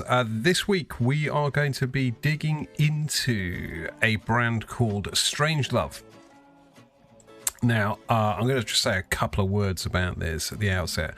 I didn't really know a great deal about Strangelove as a perfume brand, and then a friend of mine picked me up in Harrods in the sale a bottle of Fall Into Stars and sent it to me, and I was like, oh my fucking god, what is this? It's fucking incredible.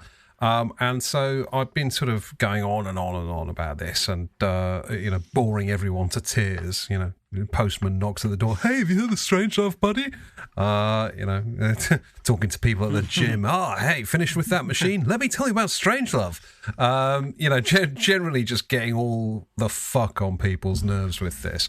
And so I dropped them a note on Instagram and said, look, would you fucking beauties consider just donating a handful of sample sets to Les O's so we could do a podcast episode on them? And so here we are. They kindly agreed. Strangelove is a brand founded and run by Elizabeth Gaines. Probably we're not allowed to say anything about how lovely and wonderfully good-looking people are, but honestly, a very handsome woman. And her friend Helena Christiansen, yes, that one, set up this brand along with perfumer Christophe Laudamiel. Is that how you pronounce it? Laudamiel, who is an absolute lunatic of epic proportions, and I love his Instagram stuff. It's fantastic. He is most notably in my collection, I think, famous for Amber Absolute, Tom Ford Amber Absolute. And for having a very punk rock haircut. That's what I sort of associate with him. But this brand basically have a very small, but very distinct range of 5 perfumes, all with a good dose of oud. And I think, love them or hate them, there is no denying that these represent some pretty interesting perfumes. So I'm really excited to get stuck into them. If you happen to have them at home, by all means, fucking sniff along, or share your thoughts. We'd love to hear them as well. Should we start with you, Fliss? Where would you like to start? Which one would you like to talk about first? And we'll go with that. I think I would. The one that I liked the most was Melt My Heart. Which for me, yes. I'm just going to put my hand up and say I found them all a bit cheesy on the oud front. And, well, I just found them, there was a lot of fun. Cheesy? And I found, not that they were all challenging, because some were much more challenging than others, but But for my style of the stuff that I wear regularly, I wouldn't say that any of these were my style. The one, however, that I think I would wear if somebody gave me a bottle would be Melt My Heart. And I found it so buttery, and the cacao note was adult and dusty and dry dark chocolate. It wasn't sweet in any way. It was the one that I felt was most me. And yeah, and we were talking, it's funny, we were talking about the Bel Aim. I actually felt that there was a similarity to the level of Oris and the quality of Oris in them both. And also the Bel Aim also has quite a lot of cacao in it too. Yeah. If I'm really honest, I would wear the Bel Aim more than Melt My Heart. But that's a preference I have around oud. And I think that, if I'm honest, also, I don't have a particularly sophisticated love of oud, and the ouds that I do love probably don't have very much to do with oud. And that's just me being honest. Well, so this I think is the first really interesting point about these, because I tend to recoil generally from what I would consider very barnyardy, skanky ouds, particularly. We've talked about Oud Infini by Pizzara Umavajani's brand. What's it called? Dusita. We've talked about that one before a lot. Now, to me, that is the archetype of super skanky, barnyard, fecal-smelling oud. I don't get any of that, not even remotely, from any of these perfumes. To me, these are all super clean and really easygoing. But so many people seem to disagree, and it just seems so wildly sort of subjective. I think there is, I'm wondering if there's something wrong with me. I found that I got different levels of it on different days that I wore. So I actually had a sample of Fall Into Stars, which I purchased from lovely Bilal Brown of one of the groups. And I got him to send it to me because I was like, I need to smell this before we go on to the next Les Odes, because even though I didn't know we were going to do Strangelove as a second half, it was so constantly talked about on the groups that I thought I really need to smell it. And the first day I smelled it, it was really barnyardy. The second day, I didn't get so much barnyard. It was much more honey. And I think that with all of these, every day I've worn them, I've got different things from them. So there's this huge level of complexity, which I am up for. That said, it's not my style.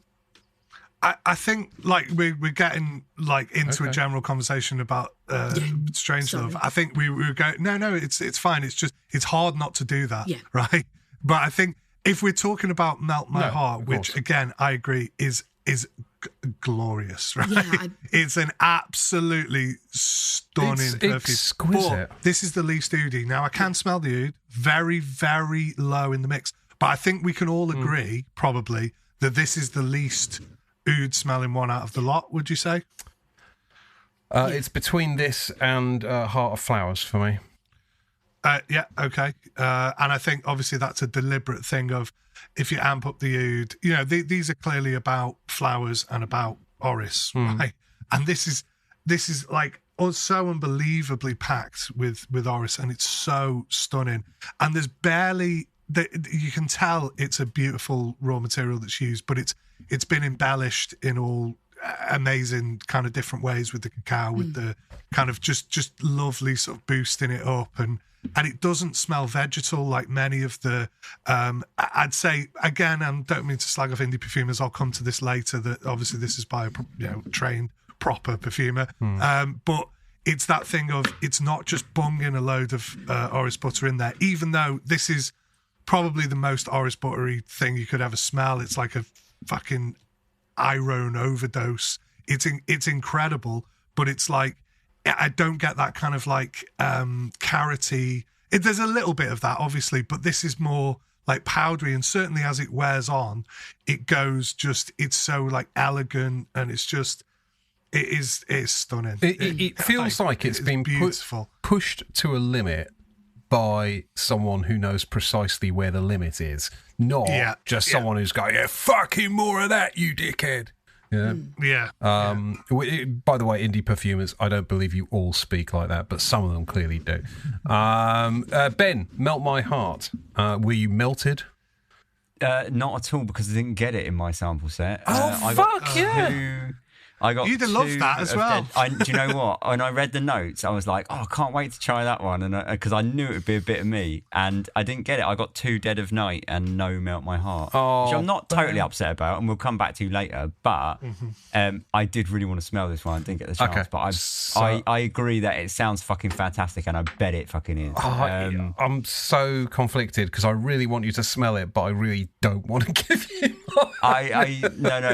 Don't. I will just imagine it. Fuck off. It feels like I've got Melt My Heart on one wrist and I've got Bel on the other, and it feels like a very much more amped up version, whereas the one felt a little bit more cozy. This feels slightly kind of a bit more in your face, but the quality of the Oris is really similar. The hugely butteriness. And the cacao is much stronger as well, and it's sweet without being sickly. Yes, so that is what gives it for me this fantastic elegance. Which, it is. So everything about it is like really strong. Really powerful.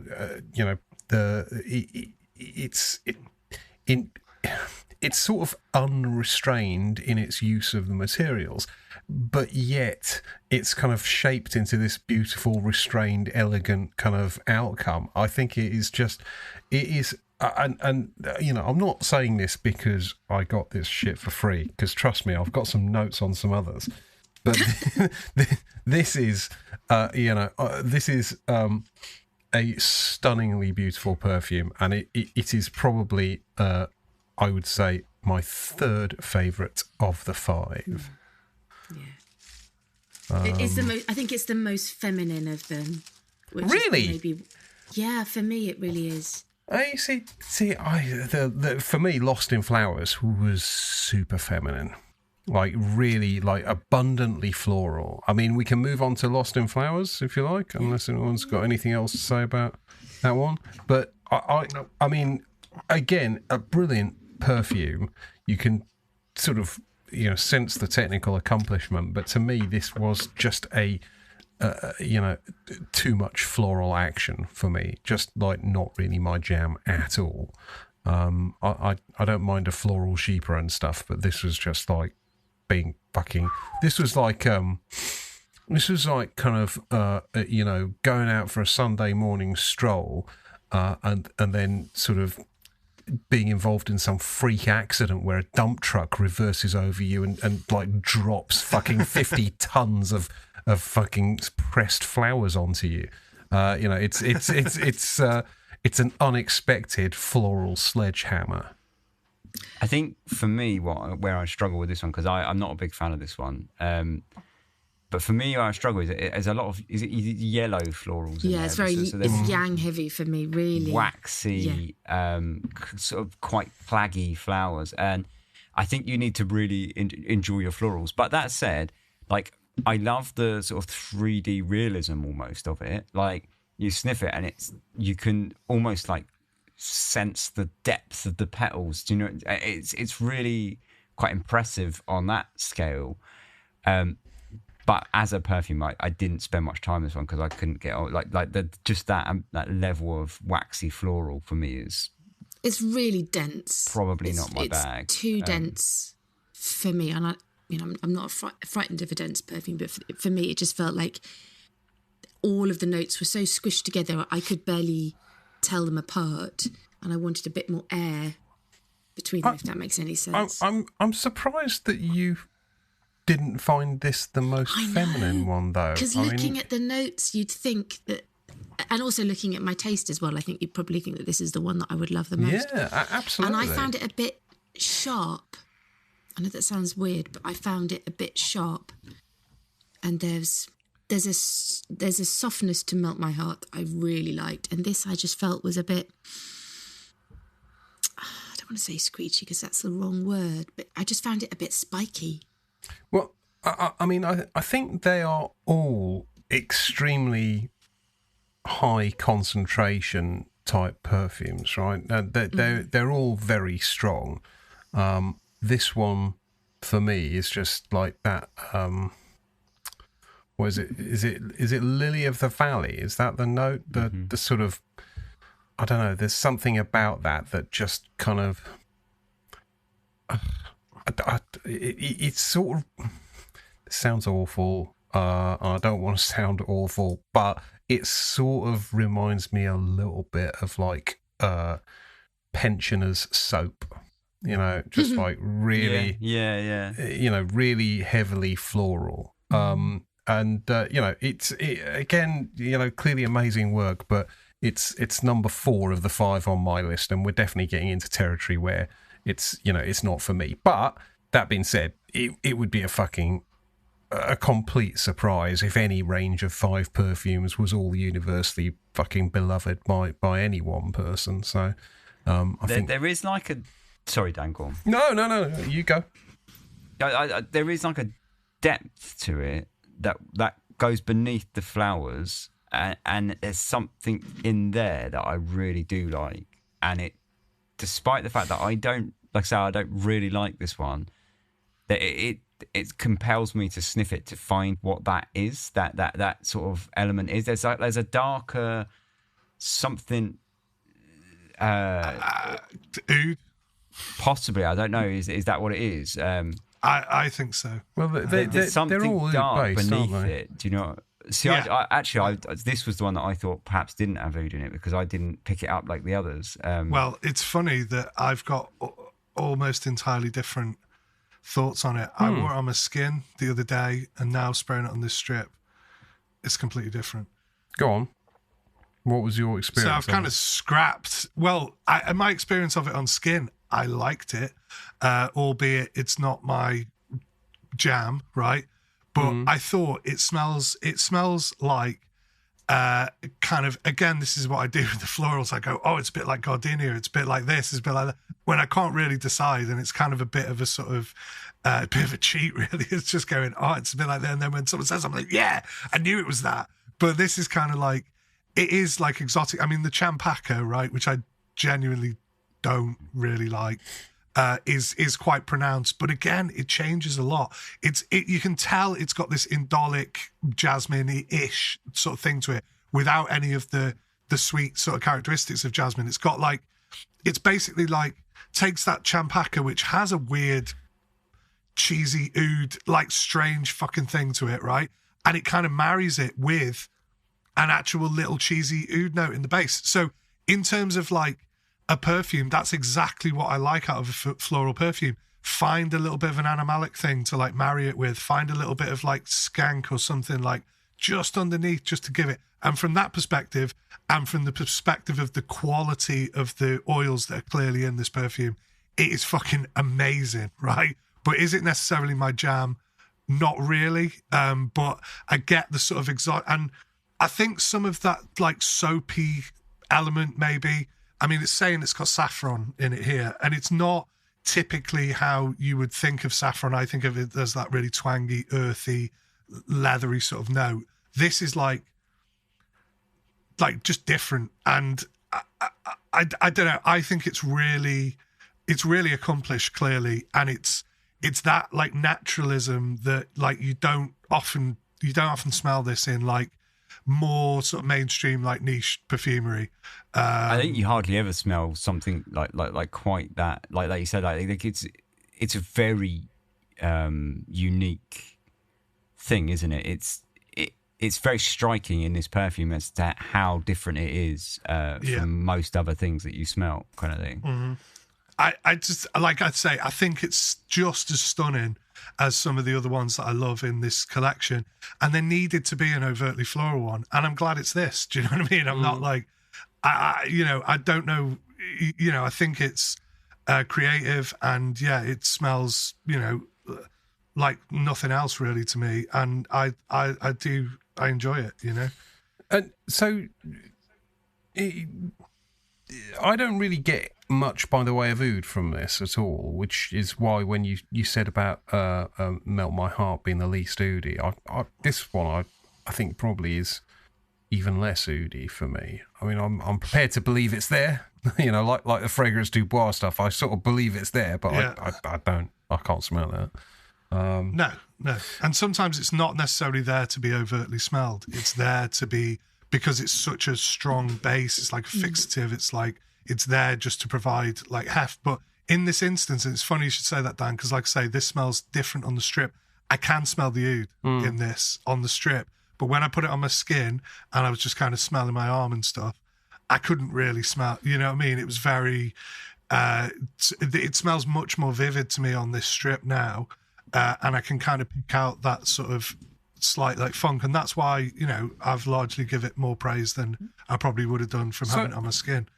So one thing did sort of occur to me, and I was talking, I can't remember who I was talking to about it, but they'd said something along the lines of that they'd tried it in store and then tried it at home, and it smelled completely different. And so they'd sprayed a sample from one bottle but bought another one.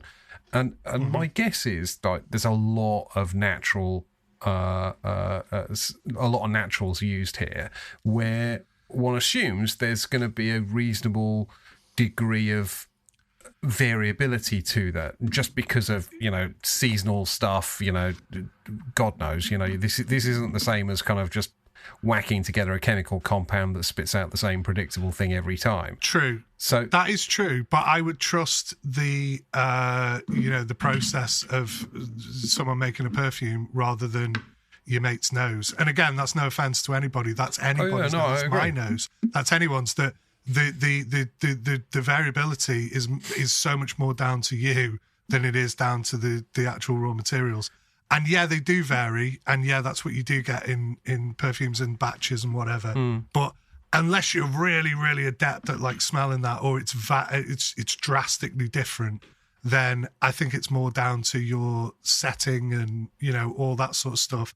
Because smelling stuff in a shop, it can really twist your perception of what it actually smells like. A great place to smell anything, to be honest. No. Yeah, and I think. Go on, sorry. Sorry, I was just going to say again that with the Fall Into Stars, which we haven't done yet, I've never experienced such a complete difference on 3 different days when I wore it. My experience of what I smelled. And I think that that's definitely down to, I mean, I don't sound like a complete wanker, but like, you know, the weather, or, you know, the air temperature of where I was, and, you know, all of that kind of stuff. But also it's this type of perfume, and I think this is something that we can come back to, obviously, when we do sort of roundup of everything at the end, that I think these particular perfumes lend themselves, because they're so complex, to you perhaps picking different things out of them at different times or whatever. And I think that only speaks to how sort of cool they are that they can do that, and maybe behave differently, you know, in different weather and stuff like that. I know all fragrances do it to an extent, but there's certain ones that you can kind of know what's going to happen, whereas these are a little bit unpredictable, and I like that. Well, I mean, you know, Fliss brought up Fall Into Stars, so we may as well talk about that one. But I mean, full disclaimer, I just go all fucking weird and kind of blubbering when I fucking try this perfume. It is utterly mesmeric. I don't know how else to describe it. I've kind of run the gauntlet of every available superlative I've got at my disposal.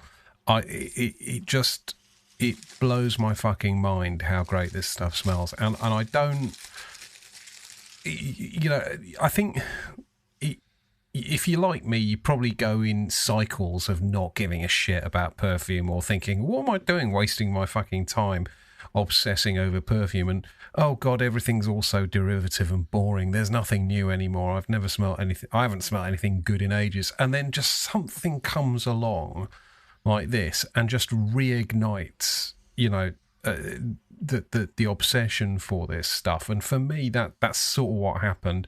You know, you could probably hear it in my fucking voice by the end of last year in the podcast and stuff. I'd kind of not given up on perfume, but I felt like there was nothing that was really, blowing my skirt up anymore. There was nothing that really did it for me. And then this perfume, like on the first spray, I was on the phone to her mate. So, what do you make of that? I was like, I'm not sure really. I think I like it. I'm not certain.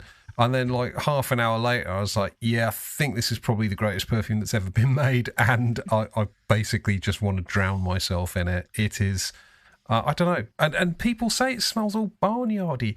It doesn't at all to me. To me, this is just like a sort of balanced woody amber, but it's balanced like a fucking, like a Russian gymnast balance. I mean, it is spot on. It is so fucking elegant and graceful. It is perfection. Yeah. Anyway, sorry, I've just fucking purely fanboyed about this perfume. If your bike wasn't attached to a stand, you'd drop it right now. I probably would. I've now got 2 bottles of this, by the way, because I kind of went round physically threatening everybody who bought one in the sale, going, fucking hand it over. Hand it over. Here's 180 quid. Shove that in your pocket, you cunt. Give me that bottle. And that's basically what I did. So I now have 200 ml, and I have worn this perfume probably in the last month. I've probably worn this about 10 days, which for me is absurd. Really nothing else. I never wear any perfume that much. But honestly, and this is not like a fucking bid for more like free shit, because frankly, I think it fucking is. Yeah, just send us a bit more free stuff, please. 200 ml of this should last any fucking sensible person like 10 lifetimes. So I don't really need it, but I fucking love that perfume. Fucking sensational. Okay, can I just stop this gushing right now? No, no, you can't. I'm Please surprised do. 2 things with this, with how much you love this, Dan. Firstly, I'm surprised that you think Oud Infinity is barnyard as all hell, and this isn't. And I know, like, Correct. That's obviously like just different noses and everything, but for me, this is like funky as fuck. This is cheesy as all hell. This makes Oud Infinity like a walk in the park, and the reason for that, I think, is Oud Infinity uses that barnyard oud, and I will never, like, of course, I admit it smells like shit, right? But the way it uses it is like delicately, like with the orange blossom and the rose to create this trifecta that is inseparable, right? This perfume, on the other hand, goes, you want some cheesy oud? Fa-bunk. Stick that in your chop and take, like, it rams it down your fucking throat. And do you know what else? And this is where we're really going to like fall out, is because I think past that, there's not a lot there. I think this perfume is actually the simplest of all 3. And I'm not going to say it's bad, because I think this is fucking excellent. To contradict everything I'm saying, I think this is excellent. But I think it's a very simple perfume that relies on some dark, bitter woods and a little bit of some sort of balsamic, vanilla-y kind of essence beneath that, and then sticks a fuck ton of cheesy oud on top of it and goes, oh, it's complicated. But actually, it's fucking simple. It's really simple. I don't know that it's terribly complicated. I think I agree with you on more than you'd expect there. I think your description of it as reasonably sort of simple, dark woods with a sort of balsamic kind of sweetness to it, I think I could work with that. I think that's okay. I mean, you probably just encapsulated my taste. Where I disagree profoundly, and this is one of the baffling things to me. Where I disagree profoundly is that it's in any way sort of cheesy, barnyardy. I don't get that. I wonder, must be something like, where like there are some musks that people can't smell and stuff, and surely it must be something like that, because to me, I'm quite shocked that this because if Falling Stars, if I'm correct, is the one that's getting all the hype in the groups. Is that right? Yeah. Totally. And that only because I've been going on and fucking on about it. It's basically, but inspired by you. But no, that blows my mind that a perfume this funky can be that popular, because generally when you see those funky perfumes like Oud Infinity or whatever, they've got a level of hype, but generally it's a kind of like wink, wink, nudge, nudge, it smells like shit. That's the hype. Do you know what I mean? Like, it's not hype because I think it's good. it's hype because they think it's controversial or whatever. Whereas this seems to get hype for being a good perfume, and it blows my mind that something this funky. Because to me, I smelt it, right? I got up, I sprayed it, and I was like, oh yeah, Falling to Stars, I'll try this one first. Got back in bed, because, the postman had got me out of bed. So I got back into bed and thought, I'll give it a sniff, all comfy and warm. And I was like, fuck me, it smells like I've shit the bed. I could not believe how funky it was. And that was my first impression was, wow, I'm really impressed with how it's sort of... I completely agree with you, Ben, that but also the range of the people on the groups that have hyped it. So like there's, and it was being hyped before Dan hyped it, let's be honest.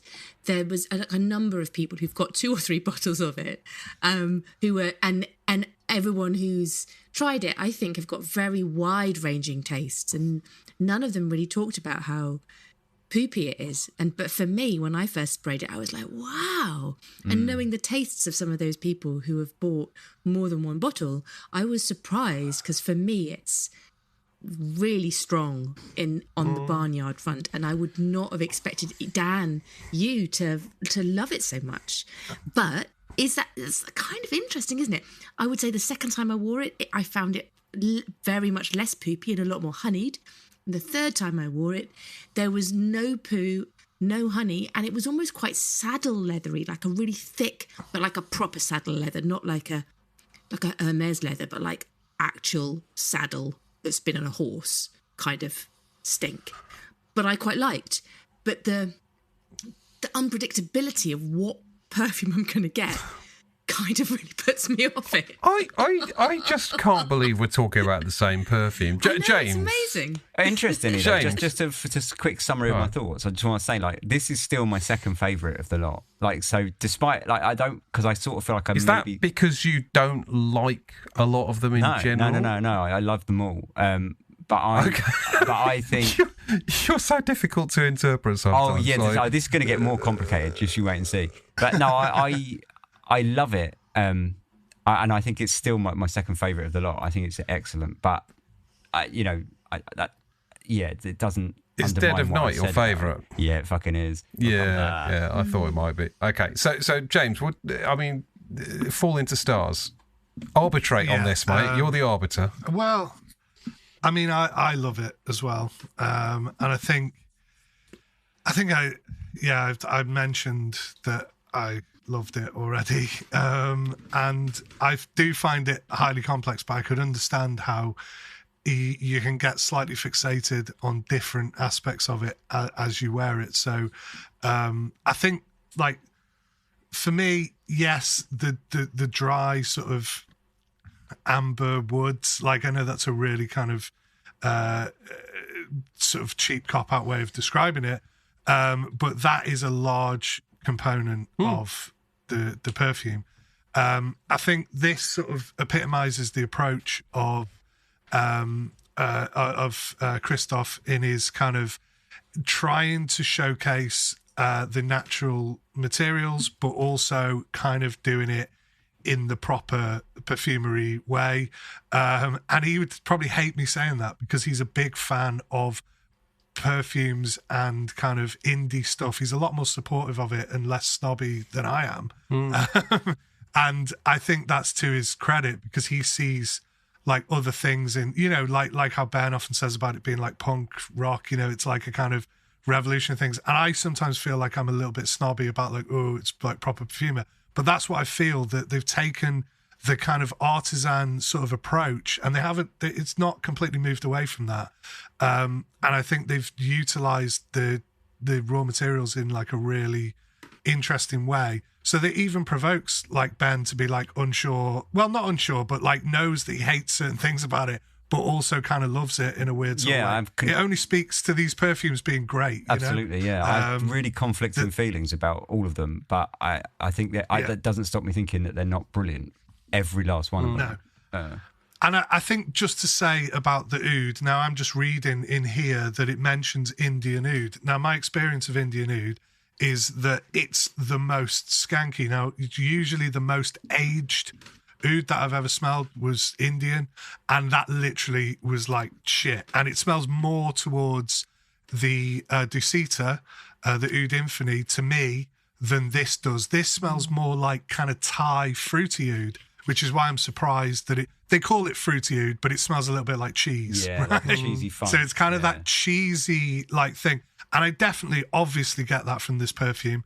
But I don't find it overly, and I think to compare, I know that oud perfumes that are widely sort of popular and in niche perfume, but I think they're literally like chalk and cheese, forgive the expression, but they are, because like I don't get that same it's definitely an animalic funk, but it's totally different to the really poo-pooey kind of vibe of Oud Infinity, which is also brilliant. And you know, like you say, that kind of materials coming together and all that, completely agreed. But I think I'm more surprised that the Oud Infinity is so popular than this, because this has other beats that kind of like are more familiar to, you know, general sort of perfume people. That's why I was always surprised. I mean, a lot of people got free bottles, and I'm not slagging Dusita off, because fair enough, you got to do what you got to do. But like a lot of the people that I was seeing kind of with these bottles going, oh yeah, this is great, I'm like, you really think that's not only that it's great, I'm not saying you don't know perfume, because they could like it from an artistic point of view, but so many people being like so wanting to wear it and stuff, I was like, that's fucking madness. You know what I mean? But I mean, for that again baffles me. Like a perfume like Dusita, Oud Infinity by Dusita, I don't see how you could write a review of that without using words like polarizing and fucking, you know, well, I can't think of another word, but you know, that it's like a statement. It's a statement piece or something exactly like that. Yeah, and it won't be for everyone. This isn't universally going to be beloved, and you know,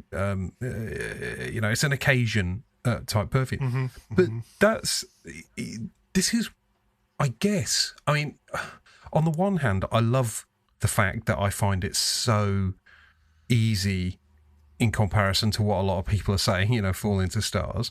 But on the other hand, I just find it just so baffling, because I've always kind of recoiled with any oud that's not kind of I quite like lactonic sort of ouds that are very sort of fatty, milky, sort of, you know, sweet almost.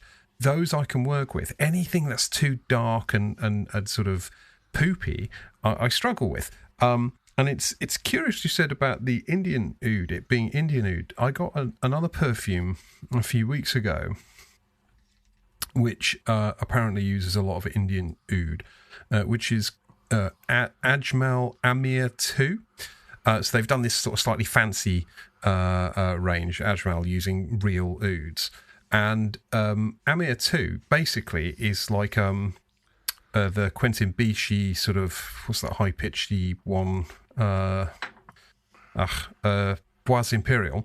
So it's like Bois Imperial with just like a really fat fucking oud in it. But I don't find that skanky either. And like reviews of it, like, oh, this is very skanky, poopy stuff. So maybe my nose is just wired to fucking receive Indian oud in a much easier way than other people do. I don't know, but whatever it is, I'm fucking glad of it, because I love it. The one other thing I'll say, though, and this is why I'm sort of genuinely scratching my head going, well, maybe like, you know, there's just such batch variety that people are smelling something very different, right? But my wife did not go, oh my God, you're wearing one of those shitty ouds again, right? At no point has she said that. In fact, she hasn't said, oh my God, you smell amazing either. She's basically not commented on it. And I will wear Fall Into Stars. I like 10, 12 sprays of that, you know, slosh it around the place. And nobody's said anything. It's mental. I wonder whether I'm experiencing something completely different to everyone else. Whatever it is, I'm very grateful for it. So, okay, well, have we all had our say on Fall Into Stars? Yeah, I believe so. Well, let's try and finish on a high. So let's let's do the. We've got 2 more to go. Yeah. I want to finish on a high, so let's. Okay. Yeah. So I want to do the one that I think is the most difficult next. So, Silence the Sea. All right. Silence the Sea made me want to throw up. I mean, that's how much I hated that perfume. And I'm sorry, Elizabeth, if you're listening, or Christoph, or indeed Helena, any of you. I'm sorry if, but that perfume is, for me, it is just a trigger. It made me want to throw up. It's so awful. Sorry, hated it. Yeah.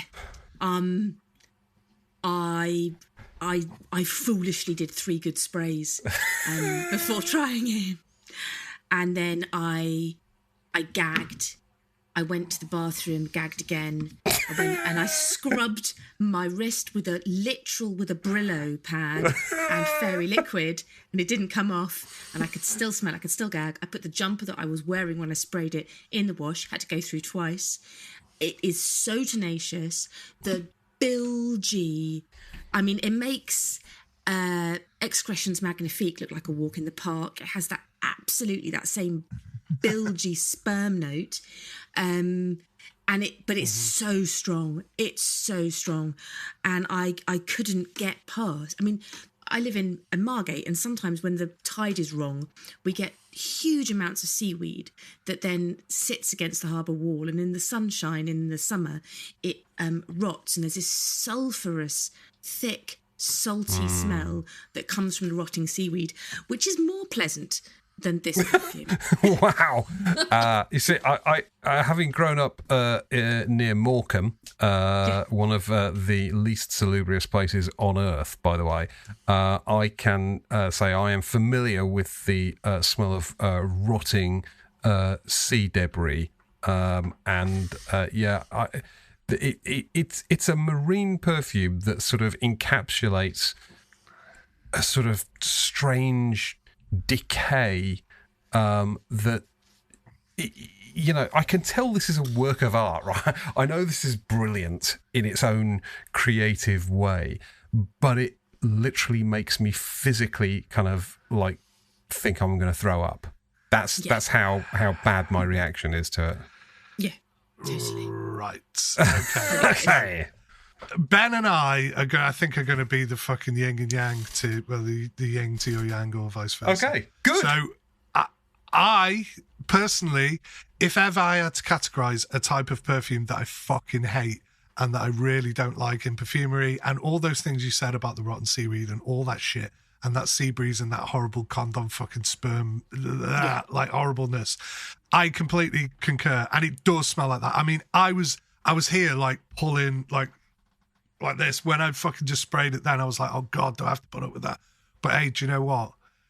If you allow that to be on your body for a day, it's fucking brilliant, right? Why would and not I want only it that, on my body for a day? I know exactly, but you need to.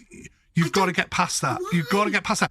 I know, but I understand where you're well, I understand where you're because we're trying a perfume for fucking this podcast, but I understand that for your own pleasure and your own thing, why would you put yourself through that? Why would you buy a perfume that you hate the opening of or the first hour or two of to then discover that it's great down the line? I scrubbed it twice, James, and it still didn't go away. And it's not just the opening.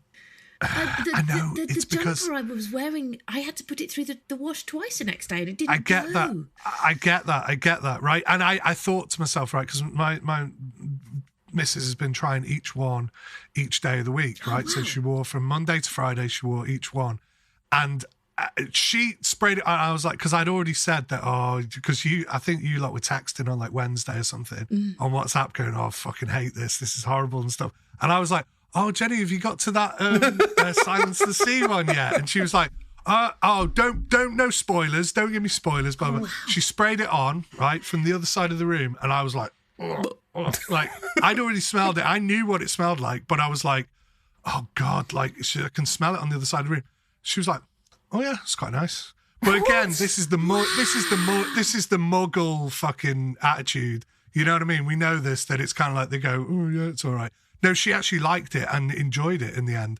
And she loved pretty much all of them. Isn't she? Well, yeah, I mean, she has to put up with some bad smells. But I basically, the more you delve into it, even on that gross bit, right? Because from a distance, it's really terrible, right? But then you get closer and you can smell the oud. Well, you can smell the oud in the opening, right? And then you can smell all this other, like, camphorous, like, almost green. I don't even know how to describe it. And obviously the florals in there, it's tuberose again, which, you know, is not universally kind of liked, I don't think. But I think it's wonderful. I really do. I think it's really great. And the seaside aspect, like, once you get used to it, and I wore it the other day, I think it's good. And that goes against everything. That salinated fucking hand cream, like, horrible thing to it. But it's got all of that. But I somehow, it's just so much better quality than any of that shit that I've ever tried from other brands. And it's got so much, like, it's so artistic. I think it's great. So just as a point of reference, generally, like, aquatic fragrances, like what's that Tom Ford one? Oud Mineral. Yeah. Do you like Oud Mineral and that sort of style of perfume? Because I mean, me? Yeah. Well, yeah. You're the one. No. No, really don't. Okay, because I personally hate Oud Mineral, and that's my starting point for this sort of genre of perfume. This, to me, just takes, like, the Oud Mineral kind of, vegetal, seaweedy sort of vibe, and just dials it up to kind of, nuclear radiation levels. And it's just, I mean, it's completely intolerable to me. It's a smell that I just need to get away from.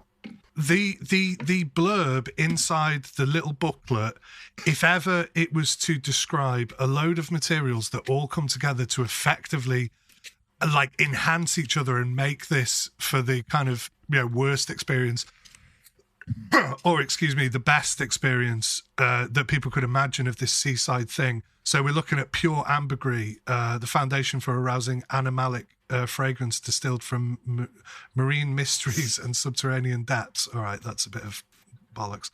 No, and then it's a leathery edge of black oud and frankincense, gentle notes of narcissus, tuberose absolute with a salty splash of jasmine, and a white truffle, purifying angelica, further invigorate the status. So all those things, like, I can sort of see how they're coming together in this sort of, like, perfect storm, forgive the pun or not, of this kind of silence the sea business. And I think it's great. And I think ambergris is just a magical substance, right?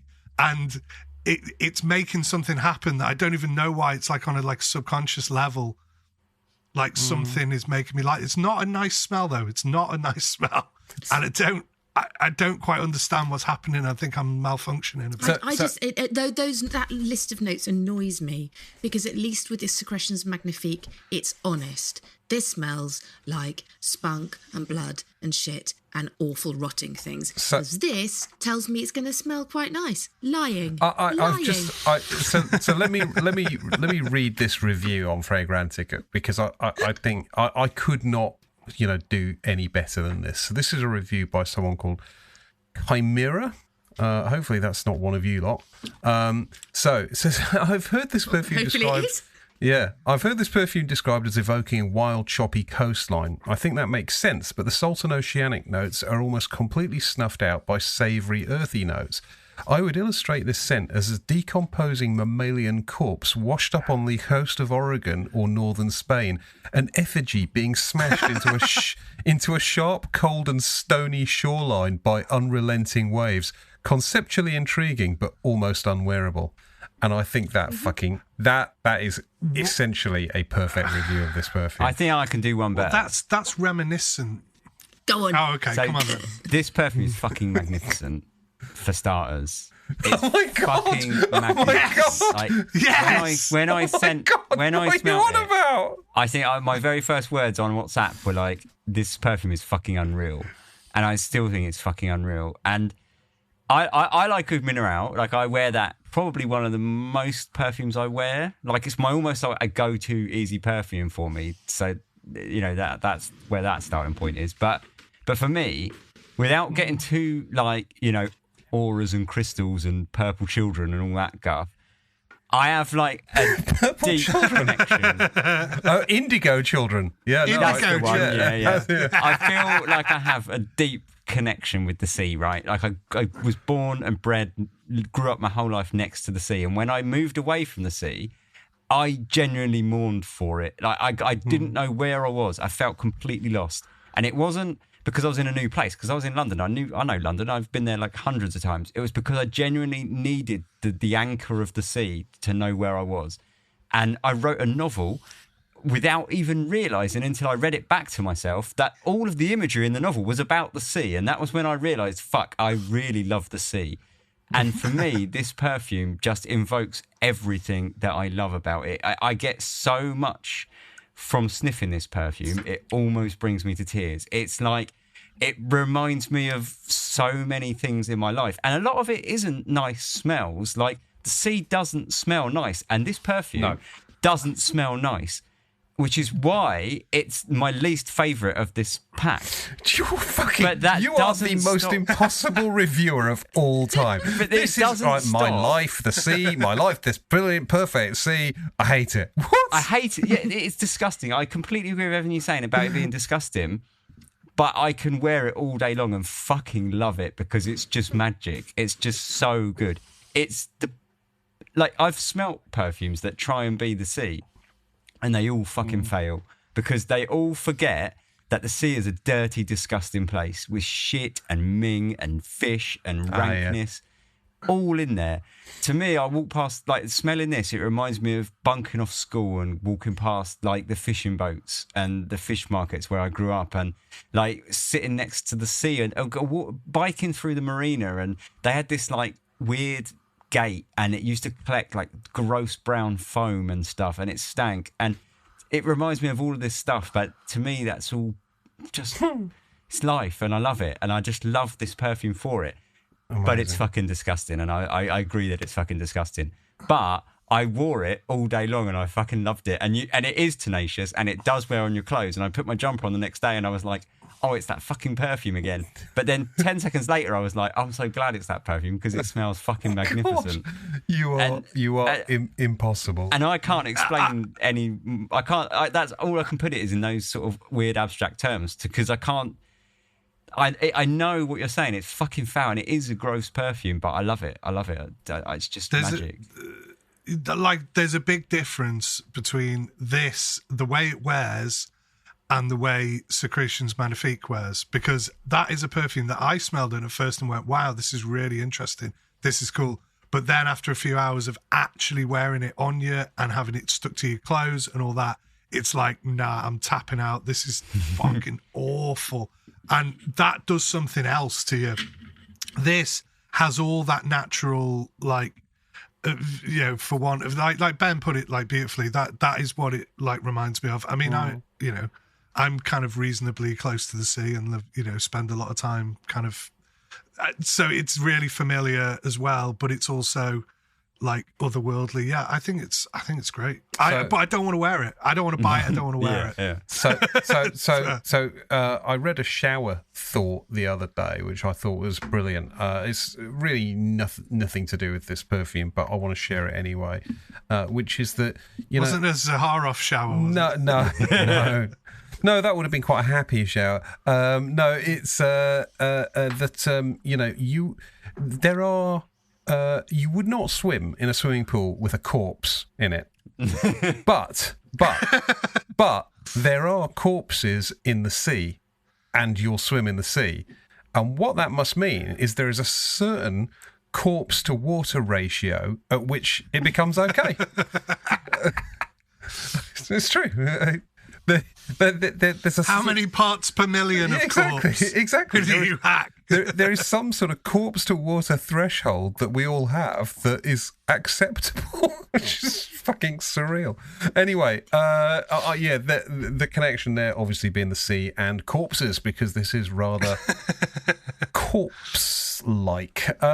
Okay, so I love that rant though, Ben. That was the most joyous rant. I agree. I think that was insanely eloquent. You are wearing your crown. Well, can I just say They're almost convinced. They're almost convinced by that. I love the sort of duality of how sort of effusively you can talk about its brilliance and then sort of simultaneously say it's disgusting, but I love it, and it's my least favourite. It's my least favourite, but I love it, and it's disgusting, but I love it. It's, what's he on about? Okay, so I think that brings us to the much easier, well, maybe not so much easier actually, but I don't know if it's going to be a universal smash hit, but Dead of Night, which for me is the most oody of the lot, but again, doesn't really rise to the level of skanky poopy oud at all for me. I think it calms down much quicker. Yeah. I mean, whatever skank there is blows away pretty fast and just settles into a kind of... I talked earlier about that sort of lactonic sort of oud, and it has that sort of milky sweetness for me. I think it's spectacular. For me, it is the number 2 of the 5. I mean, I think it's unlikely to replace Falling Stars for me, but it is, I think, a beautiful perfume. Yeah, loved it. Ben, was it your favourite? Yes, yeah. For me, this one is stunningly spectacular. It's I love the cheesy funk that it's got, and it does have it, but like it does calm down. And for me, it's the most wearable of all 5. And I just love that it's got a rich sort of jammy rose and jasmine kind of thing in the middle, along with the sort of suede-y leatherette kind of bass in there. And to me, it reminds me a lot of another perfume, which is hardly a cheap alternative, but Matière Noire, which I believe I might have sent decants to you guys of this one. That's the Louis Vuitton one. Louis Vuitton Matière Noire, yeah. So it's hardly a cheap alternative, but basically they're very, very, very similar, but without the...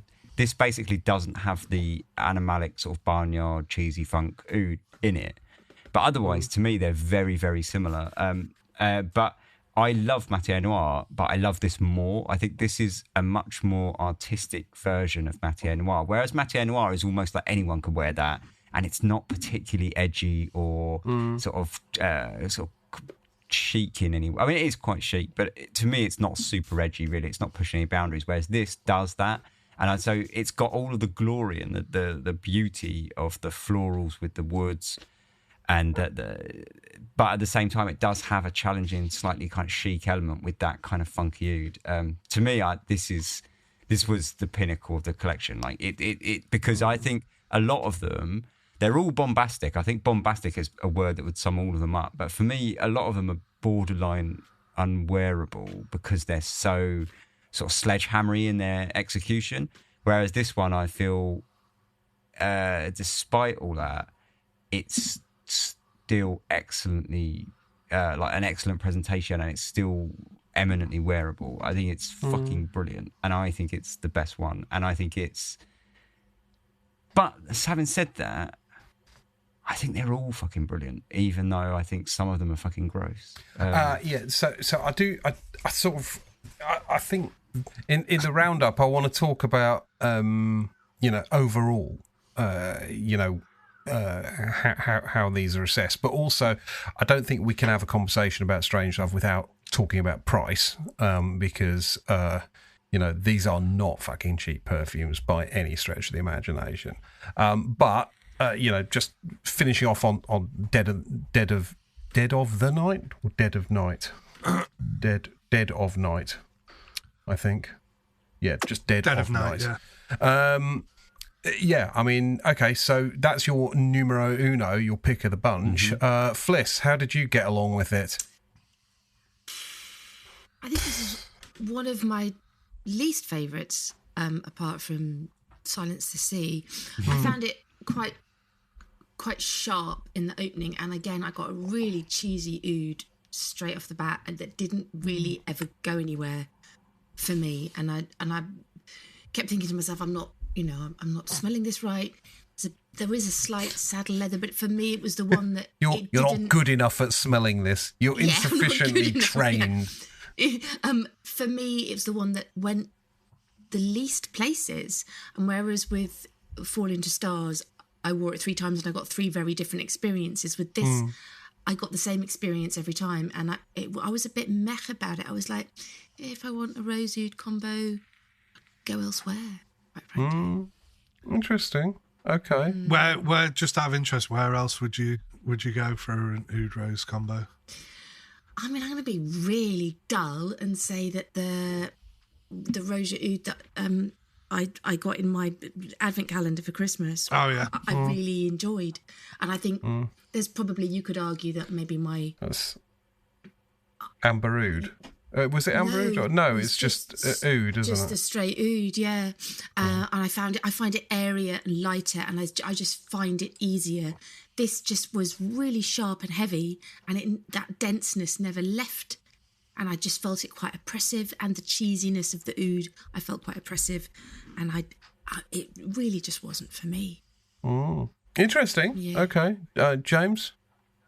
Well, I can concur with the opening certainly being very cheesy with oud, and I just find it kind of mesmerising, like just to smell oud anyway, and certainly when you smell it in that kind of volume, right up front in a perfume, it sets its stall out saying, "Here's what it's about," which is primarily oud, but then I do get an area feel to it as it dries down, certainly on my skin. I mean, I only sprayed it on my arm, and I would say it was still there 24 hours later, because I even wrote a little note that it actually smells a lot more like a kind of different again.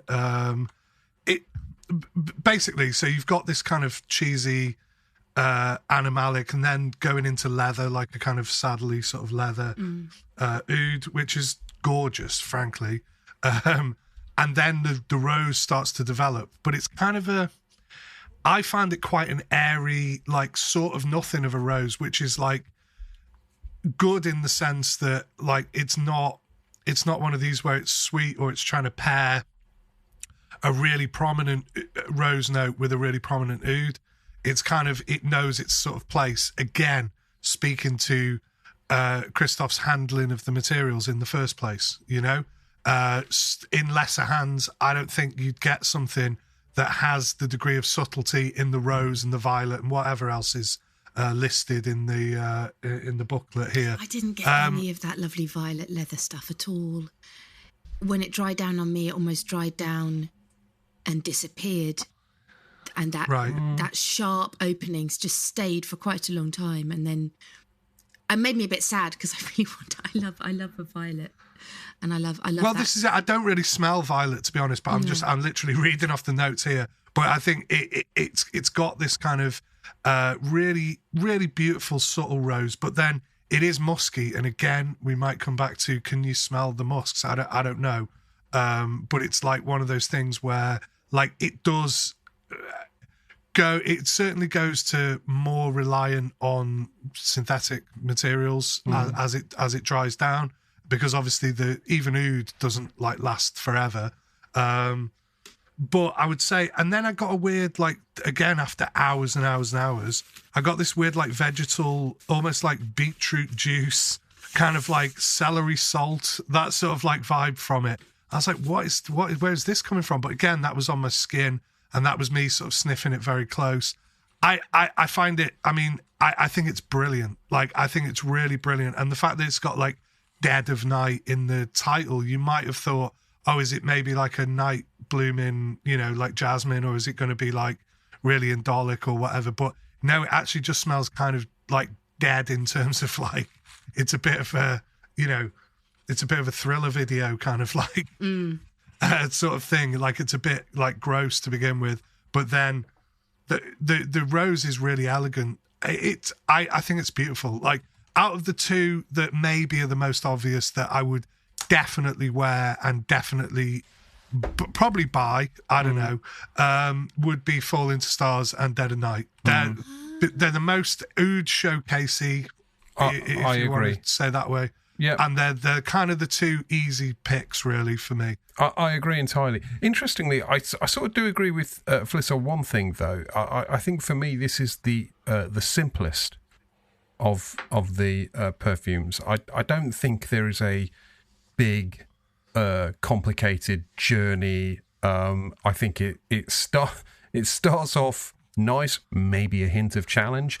It settles down, and then it just does its thing in a fairly, linear, beautiful, elegant way. I mean, yeah. Anyway,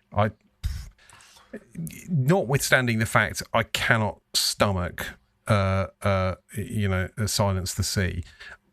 I have to say, as a house, I think these are some of the most remarkably good quality perfumes I've ever tried.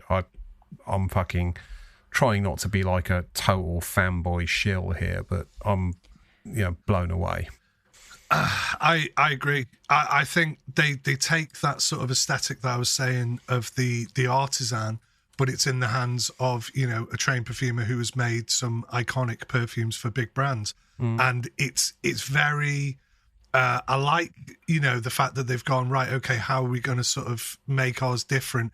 And if we want to talk about quality and people who moan, I'm always defending, it can have the most cheap materials in it and be really expensive if it's an artistic piece and it's brilliant and we all agree. But in reality, we do want to see some expensive natural materials. And if you're talking about value in a perfume, I mean, yes, these are expensive, and yes, they've got the kind of gimmicky, they've got a gold-plated cap or what, whatever. But you are getting value, right? You are getting value. These are the kind of perfumes that I look at the price and go, yeah, they are very expensive and probably beyond my budget, right? But I don't mind. No, I don't mind because you agree. can smell the materials. You know that they're there, and they're not completely taking the piss with no. There's definitely a justification for them being expensive and a luxury brand in that respect. And I like the thing with the jewelry, with the little. I always go on about what's his name having the blood vial around his neck. Yeah. I know that's nothing to do with it, but I just find it kind of pervy and Billy Bob. Like that. Yeah, and it's that same thing of like there's the jewelry sort of element to it. So they're kind of trying to do something with the brand, and I can see what it is, and it's very clear to me. And I love that they've got these materials. I love how like open Christoph is about like talking about stuff. It's similar in complexity to his own brand without the focus on the natural materials. So you can tell it's a different project. But if you try the zoo, like those zoo ones are have got all these kind of facets and stuff. But again, perhaps relying on, different kinds of materials, shall we say, that are maybe not quite as opulent. Some of them are, but I just think this is a very distinct project that they've done. And I think it's great. I really think it's a wonderful brand. I mean, I have to tell you, £600 for 100ml is a lot, right? I mean, there's no getting away from that. That is top end fucking perfume pricing. However, I think the Melt My Heart is more than that, because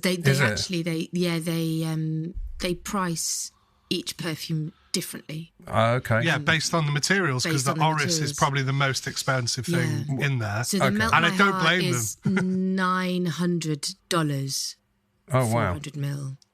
Okay. Yeah, a 10ml pure perfume oil is $450. Okay, so they're not cheap. None of them are cheap. I'm just looking at this. Like the most expensive fucking hell. one. Yeah, Fall Into Stars now 100ml is $915, which is a lot of money, right? There's no getting away from it. It's a fuckload of money, but for how much? 100ml. 100ml. I mean, it's astronomical. $100. Yeah, there's a lot. They do. For $570. But here's my point.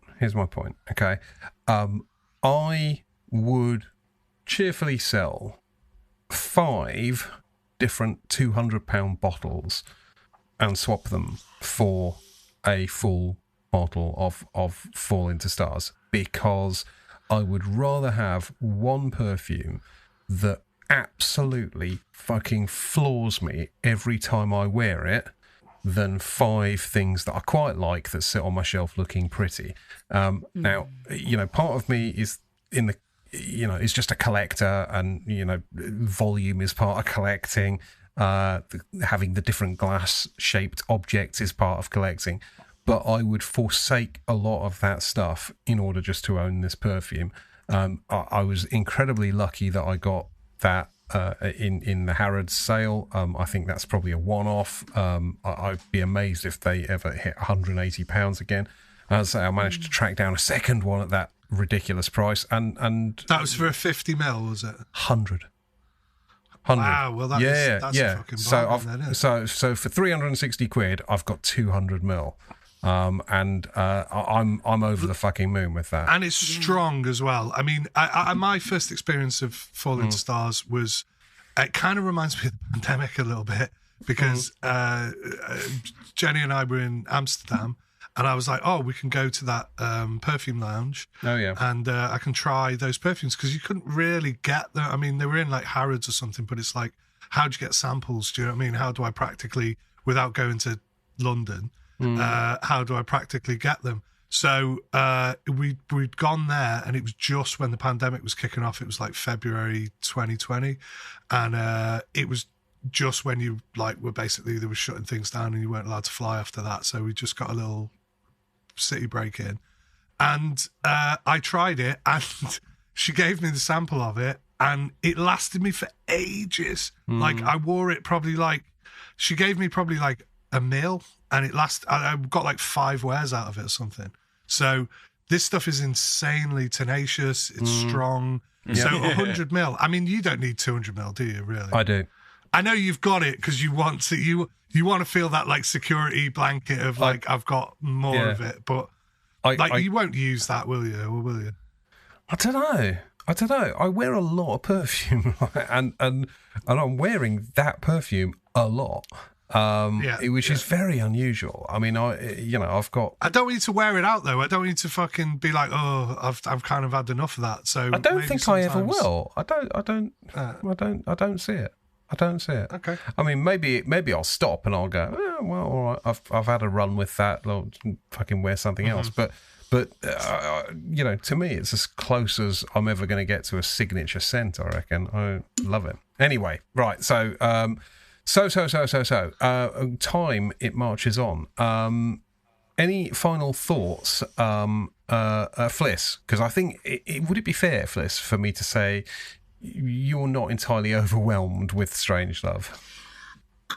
I'm not. I really get the quality. I totally get the quality. I think the style is not my style, and I think anybody who knows me and knows the kind of stuff that I really fangirl about would agree with that. Well, you're not going to be Helena's favourite, are you?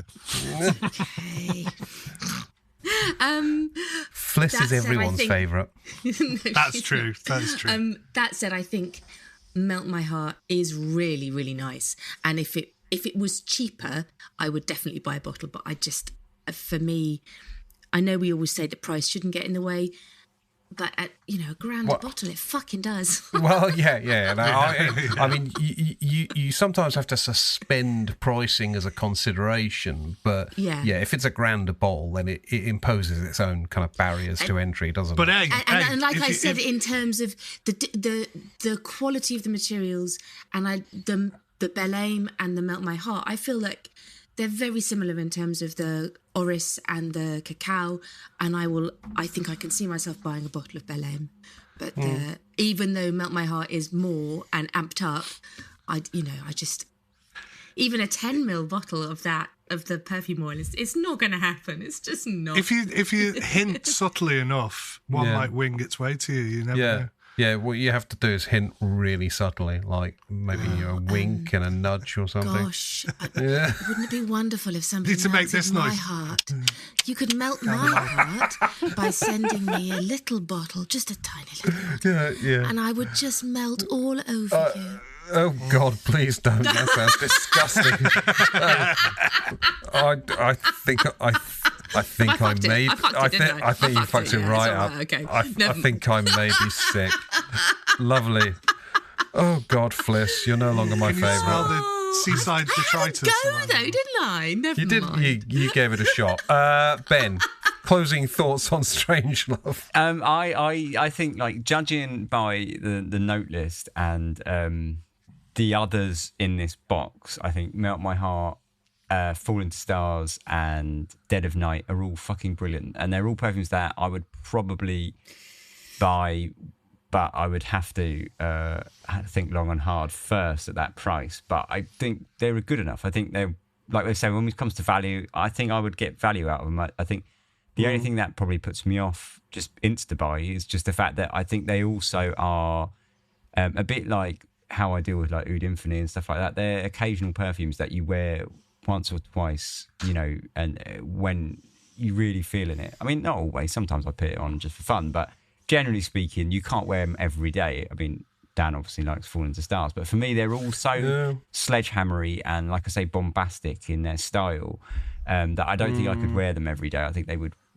end up wearing me into the ground. But I do think those three are all fucking brilliant, and I would for me they were I would buy them. I thought they were excellent. I would love to buy Silence the Sea if I was that rich that I could buy something just to every now and again spray, like literally once a year, but I can't, and it's unwearable, so I wouldn't buy that one. But you've got enough in your sample to do that for precisely. Yeah, I mean, I wouldn't need more than that sample, to be honest. And the other one, the floral one, I did like it. I liked it a lot, but it's just not me. That's not really my thing. But I liked it a lot.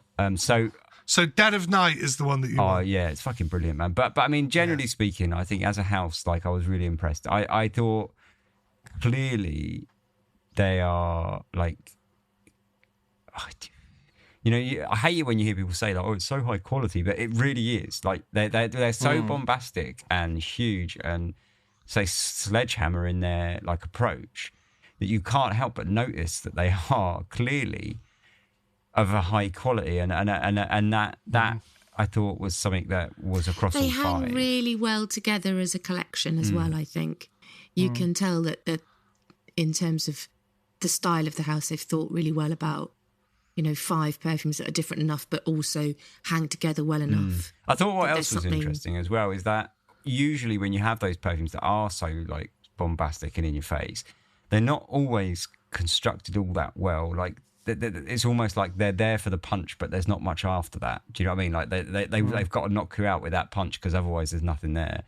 Whereas I feel like with these, like, they smack you hard, but then there is substance to it. They've got some groundwork to follow it up with. Yeah, exactly. And I think that's a boxing thing, isn't it?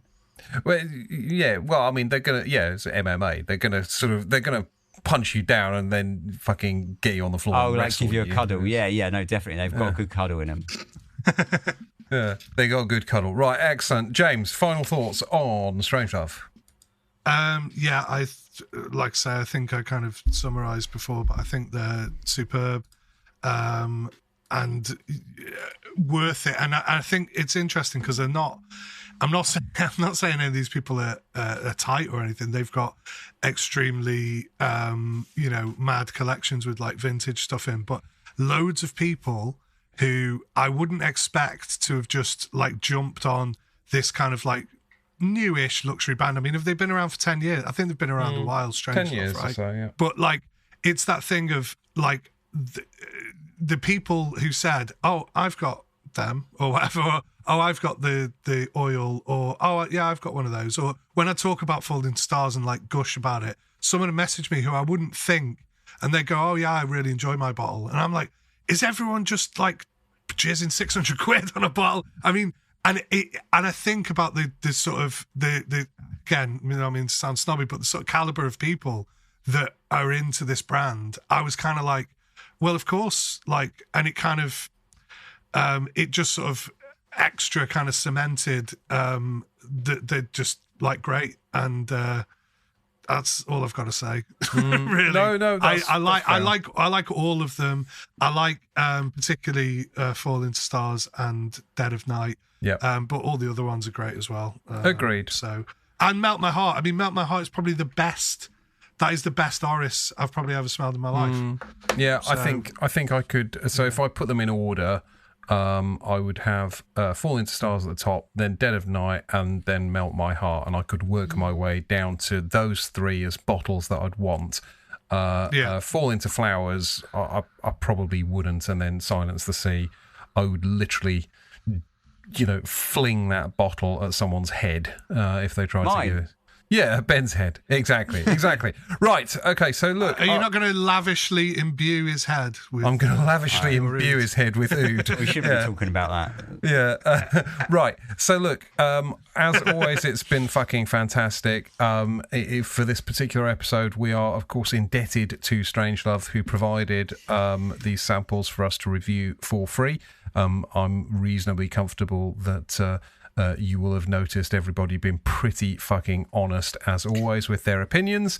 My gushing is not synthetic. It is quite real. And if you read my Instagram, you'll fucking see how much I obsess about one of these perfumes in particular. Anywho, it's been a fucking riot. It's good to be back in the saddle.